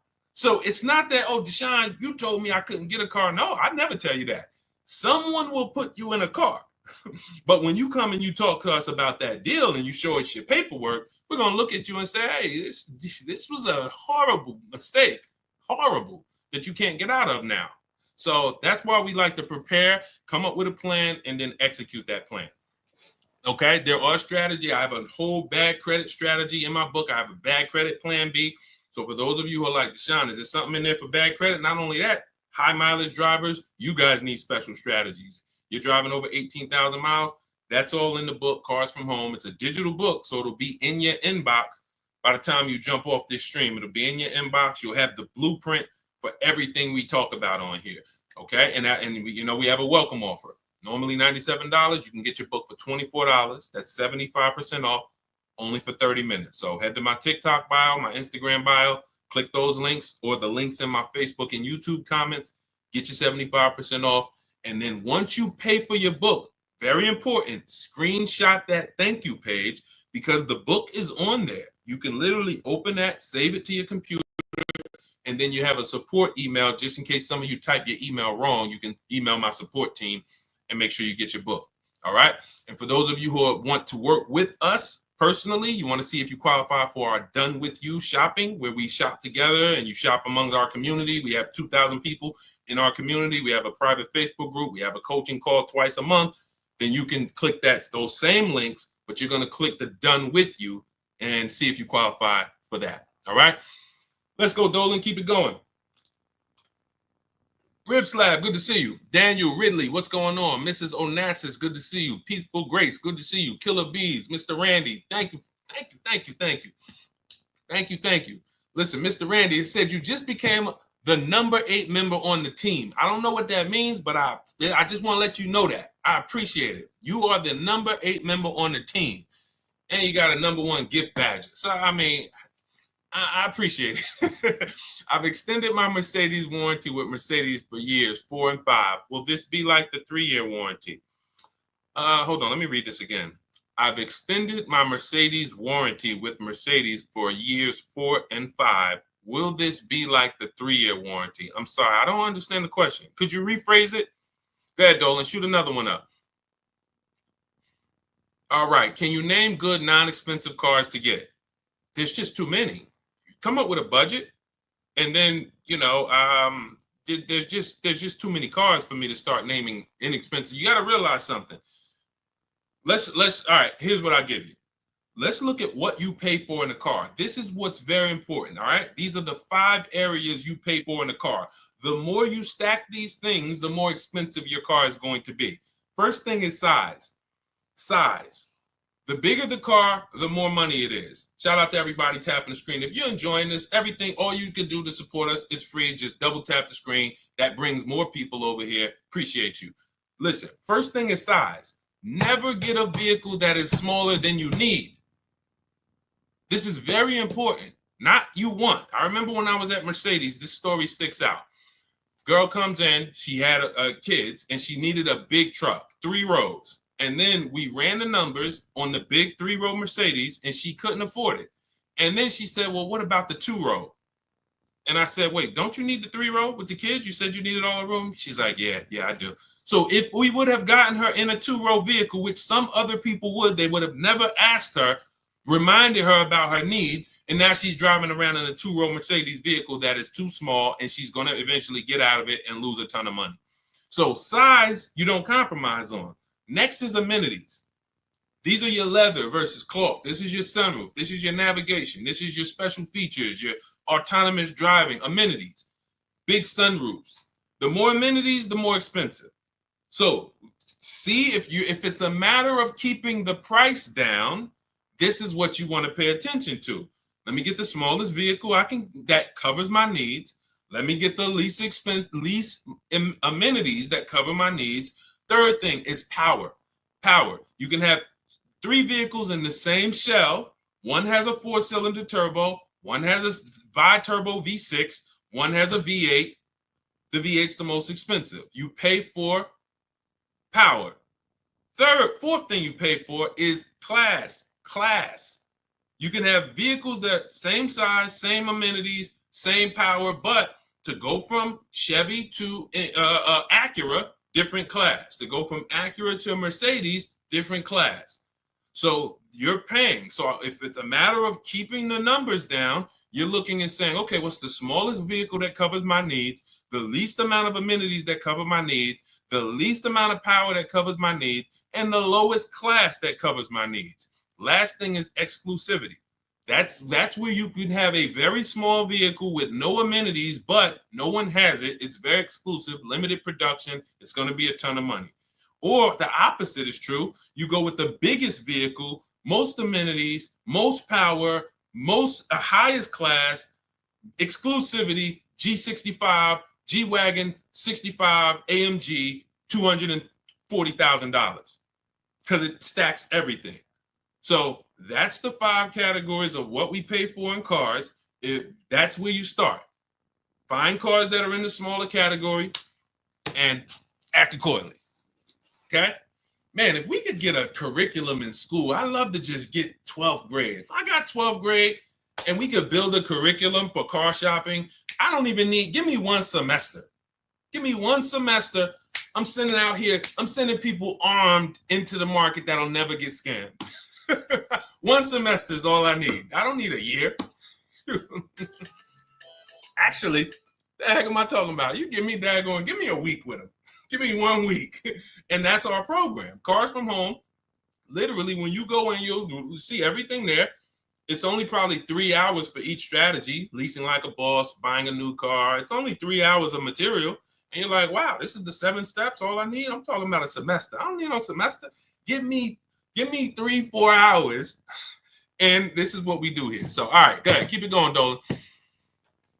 What's up, AB Boggs? Good to see you, Kurt. Good to see you. Shout out to everybody checking in. What is Shonda's at? It's Shonda Martin. Those of you who are like, what's her name that teaches the credit specialist? Shonda Martin, Martin. And you can also type in, some of her profiles are Road to 750 Plus, and follow her. Learn from her. Use her stuff. She is she is serious. She's the me of credit.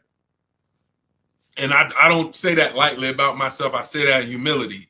It takes time to become a specialist. It took decades of me in the car business learning and being a finance manager with Mercedes, with Ray Katina, and seeing the numbers and working with the banks and seeing negative equity. Who has negative equity? Yeah, we got to talk about that. I know there's tons of people on here with negative equity, but no one's asked a question about it yet. It takes time. So when I see Shonda, I see someone who's put the time in to learn the credit industry, the ins and outs, what works. She's taking classes, courses, and that's why I recommend her to everybody. Everybody. Go ahead, Dolan. Is it wise to have a Mercedes up to 8 years old, or are they now money pits? Well, as long as you can pay cash for it. We teach something called the rule of 72 on the 10th birthday. Who's heard of it? If you've heard of it, type $signs. The rule of 72 on the 10th birthday means we do not take a loan longer than 72 months.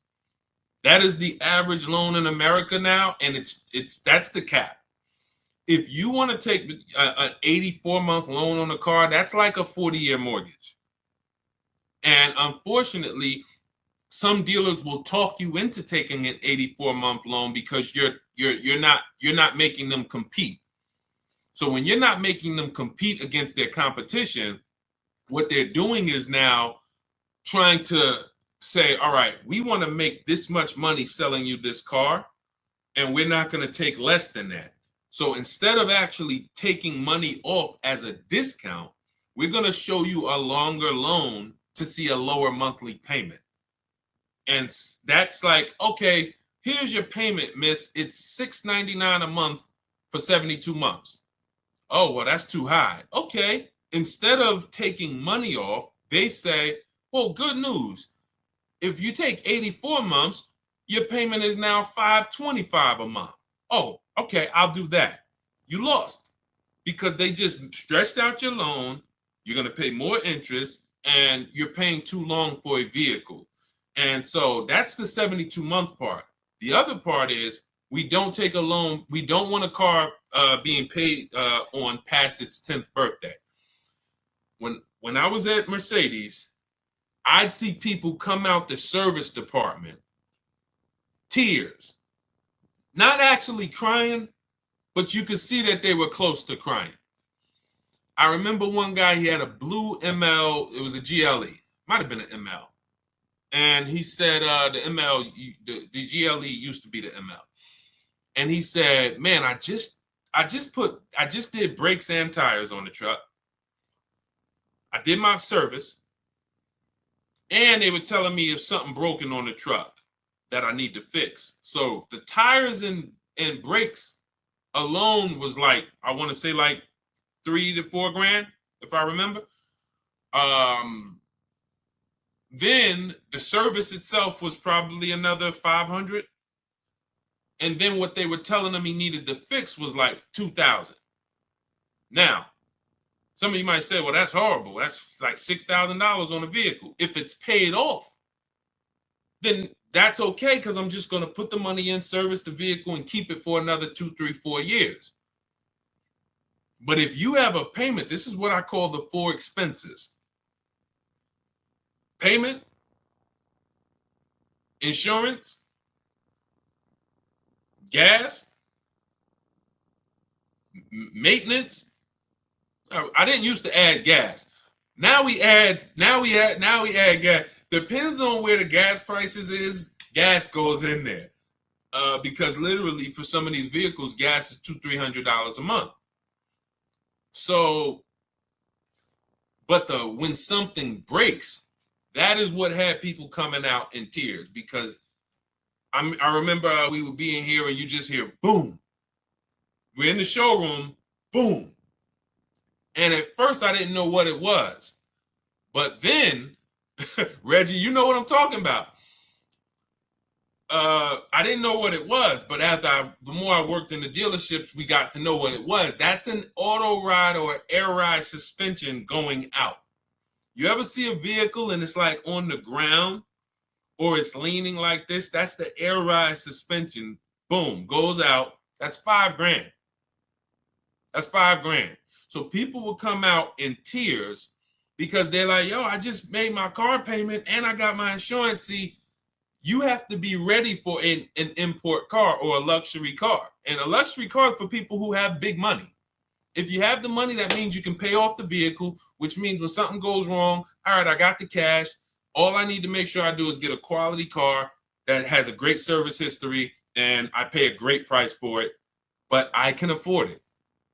The people who are on the borderline, not able to afford these cars, you're taking loans that are too long. And when something breaks on these cars, you still have a car payment. And that's where you usually let the car go. Because now you have a car you're paying on every month you can't even drive it.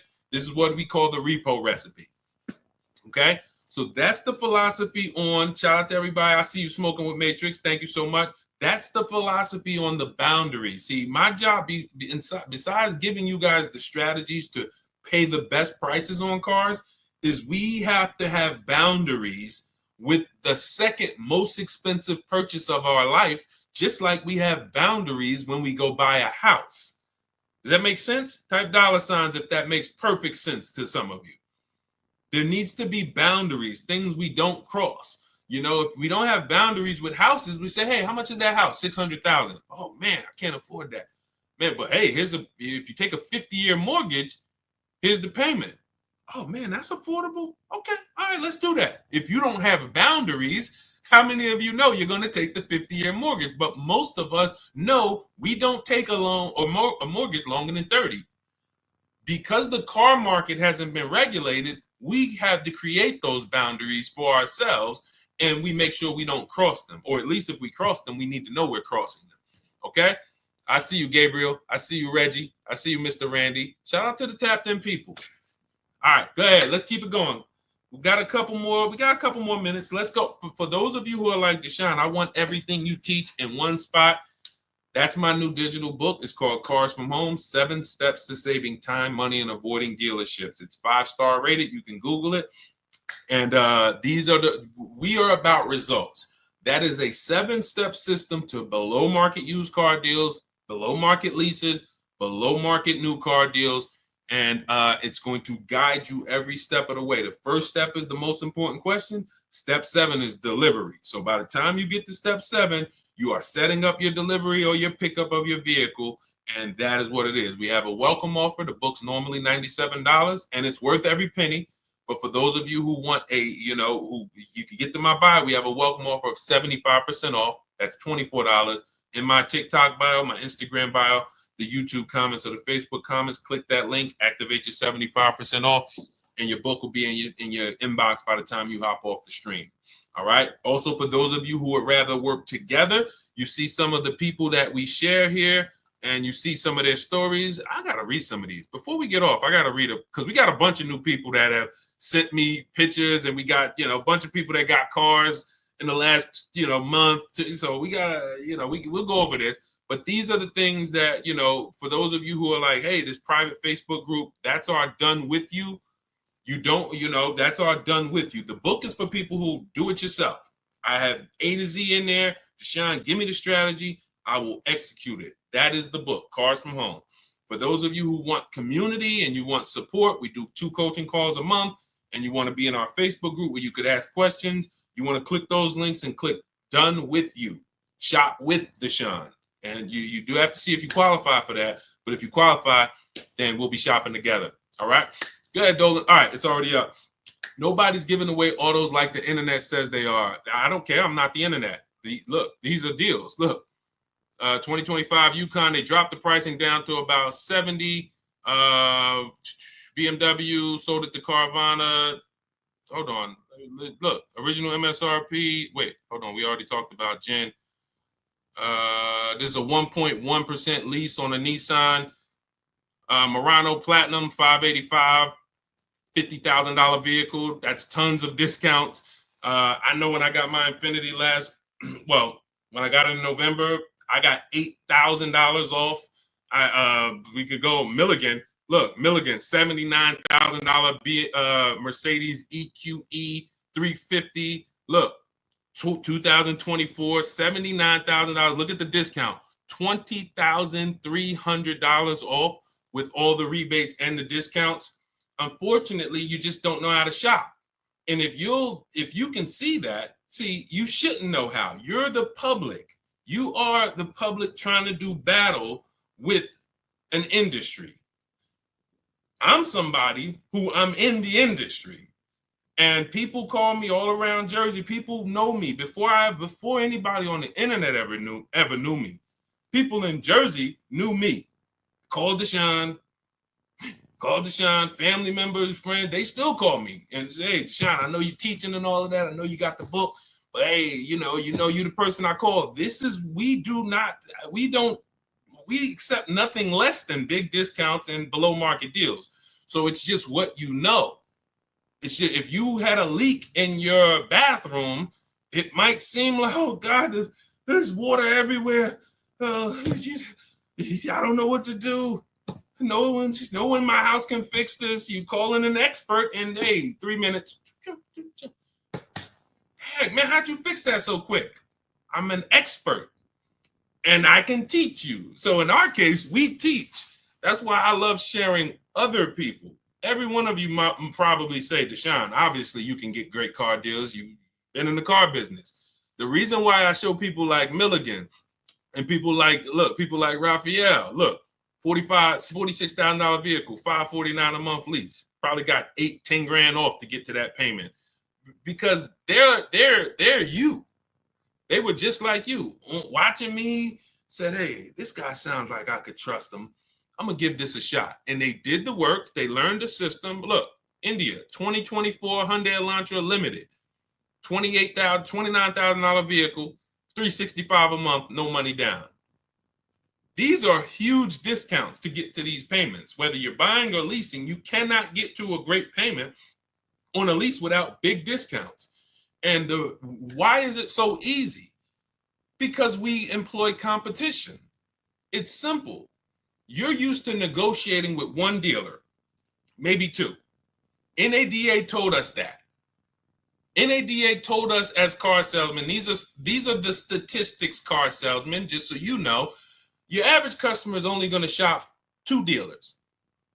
That's all they know how to shop. After that, they're going to get tired. They're going to make a decision. So we use that information accordingly. We shop 25 dealers from home. What? That sounds crazy. Everyone who you've seen who are getting a new car using our system has shopped 25 dealers from home. Why is it simple? Because I have the email scripts. It's copying and pasting. When we get used cars, we're always doing all our work on the marketplaces, and we're employing competition, and we're looking at the whole market and turning the whole market into one big competition for us. That's the difference. It's a whole different world. I love for you to come to this world. And that's what you hear. When you hear people say, oh, there's no deals out there, it's no deals for you. Unfortunately, it's no deals for you. But when you come to our world, it's a different world. Deals everywhere. Good. Good, Dolan. Next question. What's up, Leon Pollard? Good to see you. Kenzie Lee on the check-in. Kate V. Bond. Good to see you. Kate Von B. What's going on? Thank you for y'all running up the likes on TikTok. I appreciate y'all. If you spend time with us, every couple minutes, you just like, man, this is good. That was good. Tap that screen. Just do. Some of you just sit there for 30 seconds like, man, that was a good answer. Let me just tap this screen and run these likes up and bring some more people over here. All right, for a new EV, would you lease or buy? This is a very simple question, guys. We have a rule about leasing. It's called the 8-year rule.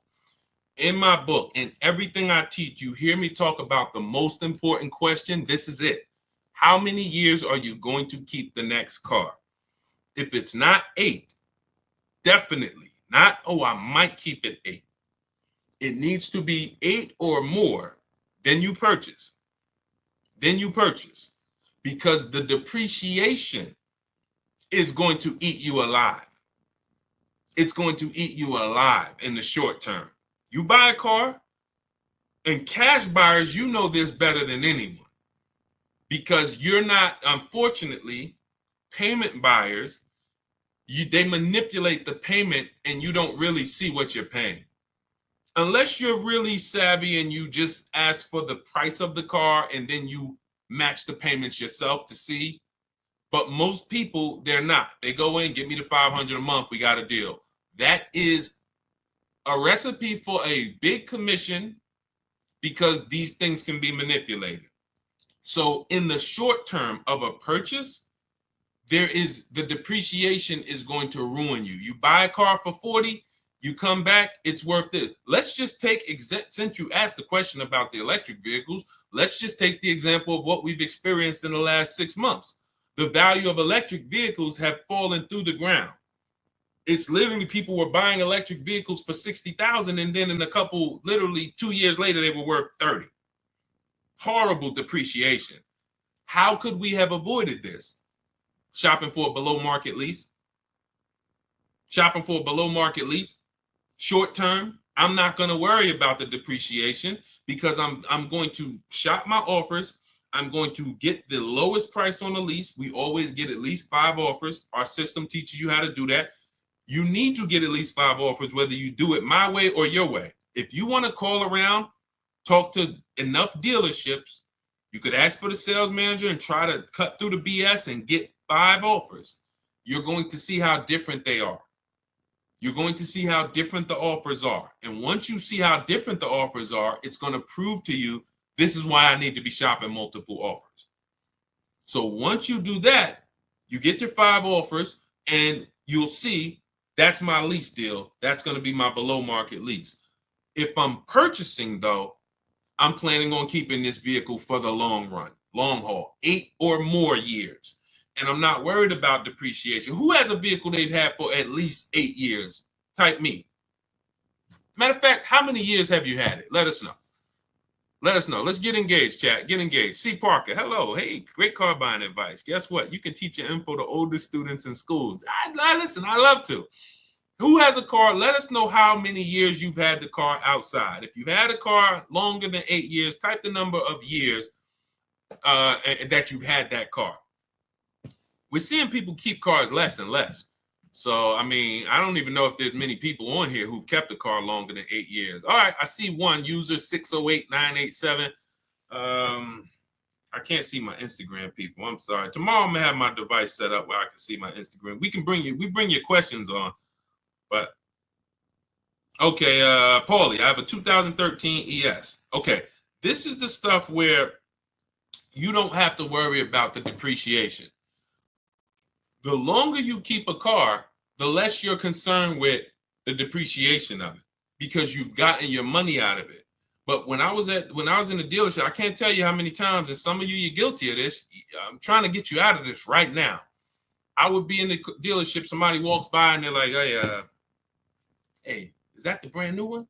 They're looking at something that's on the showroom. I'm like, yeah, that's the 2020, whatever. They're like, okay, soon as I got 3 more payments on this one. Soon as I make my last payment, I'll come see you for that one. That is 2 things wrong there. First of all, they thought they had to keep the car. They thought they had to pay the car off in order to get another car. If you thought that, you don't have to. They thought, oh, I got to have the title. You don't have to. So if you didn't know that, type of question mark. If you were taught, I thought I had to have the title, Deshone, before I could replace the vehicle, type of question mark. If that's what you were taught, it doesn't. So that's the first thing wrong. The second thing, and the bigger thing, is you just paid an entire vehicle off, which is like a marathon. We call it. It's like a marathon. Hey, I'm gonna take a 5 or 6 year loan on this car, and then I'm gonna make these payments, and then I'm gonna pay it off, and I get my title. And then when I this is where you should be looking and saying, hey, now it's time to get my money's worth out of this car. Now it's time to make sure that I got a car outside. That thing is paid off. Hold on. I'm still trying to get on Instagram. That thing is paid off. And I'm gonna keep that thing in the driveway 3, 4, 5, 6 years. Maybe I'll pass it down to my kids or have it be a this or that. This is that time. But what's happening? We go and replace the vehicle. and we start a whole nother marathon. We start an entirely different marathon. That's what we're doing when we buy these cars that we are not keeping. We're not keeping them long enough to even pay them off, which means you always are going to have negative equity unless you're just making big down payments. So you're not even keeping them long enough to pay them off. Second, some of you are pay them off and then you go and you replace it again and get a whole nother vehicle. And then the third of you is, buying and doing it right, which is I'm paying my car off and I'm keeping this thing until the wheels fall off, or at least until I know I got my money out of this 8, 10, 12 years. So if you're not there, Deshone, I'm nowhere near interested in keeping a car that long. You should be shopping for a below market lease. And that's what should have been being taught to you from the day you learned about cars. But because they taught you wrong, and because there's people out here with big platforms and influence that tell you never lease cars, now you're hearing conflicting messages, especially because these people claim to be offering good financial advice. So it's like, wow, I can't go against them. Meanwhile, if they don't know what they're speaking about concerning cars. Investing in stocks, God bless them, may do a great job. Car advice, they're costing you thousands and thousands of dollars. So the question is, how many years do I keep my next car? If the answer is less than 8, I'm shopping for a below market lease. Not a regular lease, not a lease I see on commercials. Come in and lease this vehicle for $429 a month, and nobody who's listening to us is paying those prices. I'm shopping for a below market lease, getting multiple offers, and that's what I'm going to do. If I'm keeping it more than 8, then I'll shop for a purchase, new car, used car, below market purchase. Okay? Simple rule. And that's step 1 of our process. We call it the most important question. If you buy a car but you should have leased, you lost money. You lost thousands of dollars, probably 10 grand. 7 to 10 grand. The more expensive of the vehicle, the more you lost. If you bought a big BMW and you bought it, but you should have leased it, you probably lost 15, 20 grand. Just in your structure. Your structure is incorrect. So let's go. Great question. All right, go ahead. I see we got a lot more coming in though. Let's see. Let me try to zip through these. By the way, all of you who are like Deshone, I need everything you teach in one spot. That's my new digital book. It's called Cars from Home: 7 Steps to Saving Time, Money, and Avoiding Dealership. It's 5-star rated. You can Google it. It's everything we teach in one place, step by step. You can get we have a welcome offer, 75% off. It's normally $97. But if you get to my TikTok bio, Instagram bio, the Facebook comments, and the YouTube comments, click that link. That'll activate your 75% off only for 30 minutes. And you can get your book for $24. It'll be in your inbox in 3 to 5 minutes. All right. And you'll have the blueprint. For those of you who want to work with us and shop directly and get coaching and be in our community, we do coaching calls twice a month. And instead of reading, you want videos, you can click that button that says Shop with Deshone. See if you qualify for that. And either way, that's our way of making sure that you have no excuse on not having access to affordable information to make sure you pay less than everyone else for cars. If the lease has 5K less miles than the terms, will they credit me the difference? No, but you want to do an equity assessment. This is step 2. We just went over step 1, leasing versus buying, most important question. Step 2 is equity assessment. We need to see, can we sell this lease, break even, or make money? What you want to do is call the bank. Do not go to a dealership for this. Call the bank and ask them, what is my payoff? Once they tell you your payoff, you want to write this down. Write down what I'm about to tell you. You're going to go to these 6 websites: CarMax, Carvana, Kelly's Blue Book Instant Cash Offer. Do not use the KBB. You quick put in your year, make, model. It says your car is worth $30,000. Do not use that garbage. You're going to go to Kelly's Blue Book Instant Cash Offer, Driveway, Car Gurus, Sell My Car, and AutoNation, Sell My Car. Those are 6 websites. We get these offers. It'll take about 20 minutes. When they ask you, is the vehicle a lease, a purchase, or owned, put owned. and then you want to see what is the market value of my vehicle, what are those offers, and what is my payoff. Can I break even, or can I make a little money selling this? A couple years ago, we had people making lots of money when cars were worth $7,000 to $12,000 more. But there's still people who are selling their leases, getting $1,500, $2,500, $3,000. Not always. It's no guarantee. But we never return a lease without checking for equity, because if there's $2,000 there, the dealer is going to keep it, and it's theirs. So this is our look like they have a lease in process that they want you to do as a customer. You can call for an inspection. That's their lease in process. In Cars from Home, we have a lease in process. It's called an equity assessment. So you want to see, yes, I'm below my miles. Is there a way that I can potentially pick up some money? Now, there's two types of equity assessments. There's a third-party restricted equity assessment, and there's a non-third-party restricted. It depends on who the lease is with. If the lease is with a company that doesn't have a third-party restriction, then you can just sell it direct to the highest bidder. If there's a lease that has a third-party restriction, then what we're going to do is there's an extra step involved, because we're not going to sell to those companies. We're going to sell to a local dealer. But we're using those 6 offers to evaluate if we even have equity. If you run those offers and you're like, hey, it looks like I got $3,000 to $4,000 or $5,000 of equity, but I have a third-party restriction, then we're going to call a local dealer. I have a script in my book. I'll walk you through who to talk to in a dealership, how to talk to the used car manager. You're going to get your 3 to 5 offers, and you sell to the dealership to get your equity. So either way, we get our equity if we have it, but we do not return a lease without ever doing an equity assessment. Go ahead, Dolan. This is good. If you're getting value out of this, type $signs. Let me know, chat. You're getting value out of what we're doing. I can't listen, Dolan. I can't get to. I'm trying to log in. It's not showing me as live on Instagram. I don't know why. I was trying to come in from a viewer perspective and see. Normally Instagram, I'd be shouting you guys out a lot more, but I cannot. I'm just having trouble getting to you. So on the next stream, we'll make sure you're here. But you guys can see if you type your questions, we bring them in. Shopping for a lease deal on a BMW X3 or Audi Q5. Credit score is 750. What's a good lease deal? We don't know. What you want to do when you estimate, first thing we do to even see if is this a vehicle we should even be looking at, is you take the MSRP, and we base a great deal.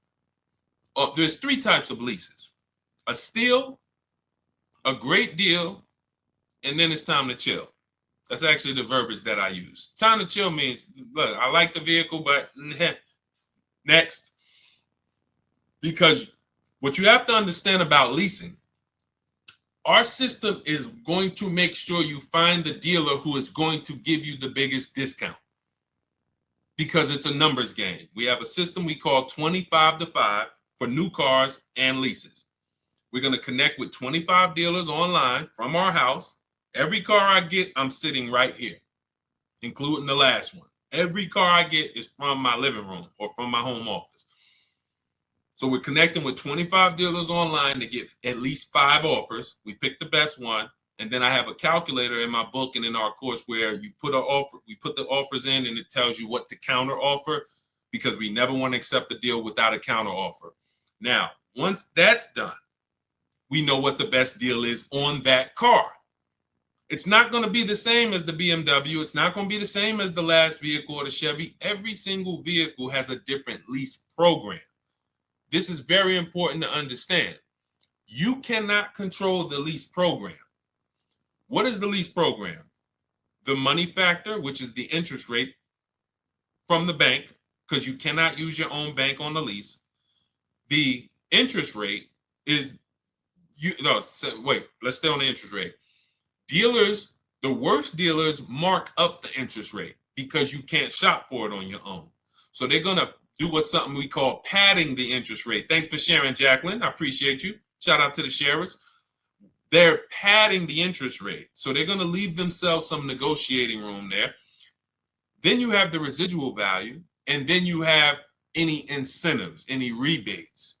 Those three things make up a lease program, and we have no control over any of those things. Some are much more aggressive based on the fact the manufacturer wants to move the car. They'll put some big rebates on it. They'll put some different incentives on it. The interest rate is going to be low. And some manufacturers have certain cars where they're not going to do that. They might say, okay, for the Range Rover Autobiography, we are not going to do any incentives at all, whatever. That's the lease program. Again, nothing to do with the dealer who's going to be discounting the vehicle. Our system is to find the dealer who's going to say, all right, this is my offer. And you look and they're like, taking off a big amount of money compared to the other offers. That's why my two favorite words are multiple offers. That's how we guarantee we never have buyer's remorse. And that's how we guarantee we paid the lowest amount. So once you now see that there's no way I can control the lease program, now we understand that when let's go back to the three types of lease deals. A steal is a 1% lease. A 1% lease is, you look at a $40,000 vehicle, when you get your offers, it's $400 a month or less, no money down. The payment that we get is 1% of the total MSRP or less. I just got one on my Infinity truck, $54,000. It was $499 with $1,200 out of pocket. Probably would have been, with first payment out of pocket. We always shop with first payment. We have templates for this, so you don't even have to worry about putting this together unless you want to do it on your own. Do it your way. That's fine. You can try to remember this. But in my book, and when we're shopping together, we have templates. You copy and paste this stuff, so you don't have to remember this. But the 1% lease is 1% of MSRP. I would say my lease on that Infinity truck would have been, it's $499. It probably would have been about $512, $515 maybe, and it's a $54,000 truck. So it's less than 1% of the MSRP. That's what we call a steal. But you need a great lease program to get a steal. It's not just the fact the dealer took off $8,000. He would have took off $8,000 just by us, using our shopping system. But if he had a bad lease program, then it wouldn't have been $499. It would have been $690. Lease program is bad. So we don't know what these are going to be until we shop for them. Now, we do have the 1.5% rule. It's very important because many people, when I first started talking about leasing, I knew people were going to go out there, not learn about how to get great leases. They were just going to go into dealerships and say, hey, I want to lease. I saw this guy on, Instagram or TikTok. He told me I shouldn't be buying cars anymore. Man, show me what a lease looks like. And you're going to get an overpriced lease because you don't know how to shop for them. So now, person shows you a lease, you're like, okay, well, look, that sounds better than, if I was to buy it. I'll take it. So then we created the 1.5% rule. So you would know if your payment with no money out of pocket is more than 1.5% of the MSRP, you've now overpaid for the lease. It doesn't make sense to lease the vehicle. And that does not mean you go into a dealership, hey, get me under 1.5, because then you're going to lose. You're going to lose. See, I want to use a real case of how I remember Zafrina. Zafrina was shopping for a, where's her deal? Here it is. Zafrina was shopping for a Jeep Grand Cherokee 2024. And she's in our program, and she asked me, she said, Deshone, I'm shopping for the gas vehicle. Best offer I got was like 1.19. I'm like, it's a great offer. But she was coming out of a Jeep that she had already had, and it was under 1%. So she was like, I really like to see the 1%, but she's like, I can't get it. But she said, the dealer said to me, if I took this other version, which is an electric version, that I could get it to 1%. And then I said, well, if you're going to change vehicle, you now need to run the process for that vehicle to see what the best offer is.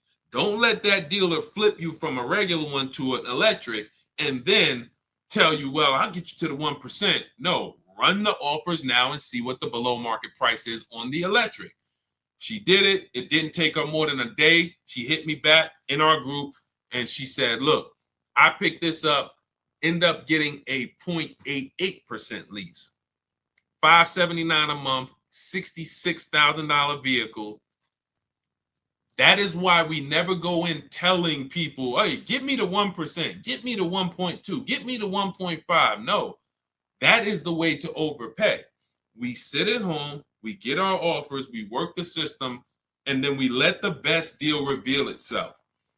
When Milligan saved, look, I'm going to go back to Milligan. She got $27,000 off her Mercedes here. You guys can't see this on TikTok, but if you ever watch the replays on YouTube or on Facebook, you'll see $20,000. It's a $79,000 vehicle. She got $20,300 off from home using the Cars from Home system. She didn't know she was going to save $20,000. That's the thing. We get the questions a lot. How much should I look to save off this vehicle? We never know. We do the process. We take 2-3 days. We work the market, use our scripts, use our templates, and then we see what is the best deal on this vehicle. That's how everyone does it. That's how Kimberly did it to get $20,000 off her Maserati. You guys can see here, she bought a Maserati, got $20,000 off of it, brand new. I'm just taking the biggest discounts because I want you guys to know, Sean, when he got his F-150 Lightning, he saved over $20,000. But they didn't go in saying, I know I'm going to save $20,000. They didn't go in saying, oh, man, they just worked the process, budgeted for their vehicle, and when they saw, oh, shoot, I saved $20,000 off this thing, and it was just a pleasant surprise. You look at somebody like Tiffany. Tiffany got $6,500 off her Mazda. Where's Tiffany? She got $6,500 off her Mazda, 2024 CX-90. That was the below market deal for her. But she shopped the offer. She saw some dealers not discounting, some dealers taking off $2,000, some dealers taking off $3,000, $4,000, and then the winning dealer took off $65,000. That's the below market deal. That is the process. So there's no push button solution. There's no magic formula other than we work our process, our Cars from Home system. We let the market submit offers. We pick the below market offer if it's in our budget. That's it. And that number is going to vary based on the vehicle, based on the programs. All right? Listen, everything that we've been going over, including questions that we didn't get to, it's a lot of questions that no one asked. You didn't ask about negative equity. You didn't ask about high mileage driving. You didn't ask about getting loans. We have a system called the bank bidding war to make banks and credit unions bid for our rate. So everything that we've discussed and things that no one asked yet is in my digital book, Cars from Home, 7 Steps to Saving Time, Money, and Avoiding Dealerships. You can get a copy as part of our welcome offer. It's normally $97. You can get a copy 75% off for 30 minutes, $24. Get to my TikTok bio, Instagram bio, YouTube comments, or the Facebook comments. We got a link there for you. And as long as you get there before 30 minutes, you got a copy for $24. It's everything we teach step by step to below market deals. That's a do-it-yourself master blueprint. Doesn't matter who you are, if you're an introvert, if you are, soft-spoken person, timid person, this is perfect because we don't talk. I'm never teaching you to go in and talk and negotiate with people who negotiate 3 times a day for a living. You can win by sitting at home and making these people compete for your business. That's our system. So get your copy for 75% off. You'll have everything we teach. Now, those of you who want to do it, Deshone, can we shop together? We have a done with you program. You can go to those same links in the bios and in the comments, and you'll see a link that says shop with Deshone. See if you qualify, and then we'll walk you through the entire process through video form. We have our Facebook community where you can ask questions and get support, and you're in a community with 1,600 people in our Facebook group alone, and we do coaching calls twice a month. So get in where you fit in. Does not matter. Just make sure you are using what we are talking about, because corporate greed is out of control. No one cares when you overpay for a car but you and your family.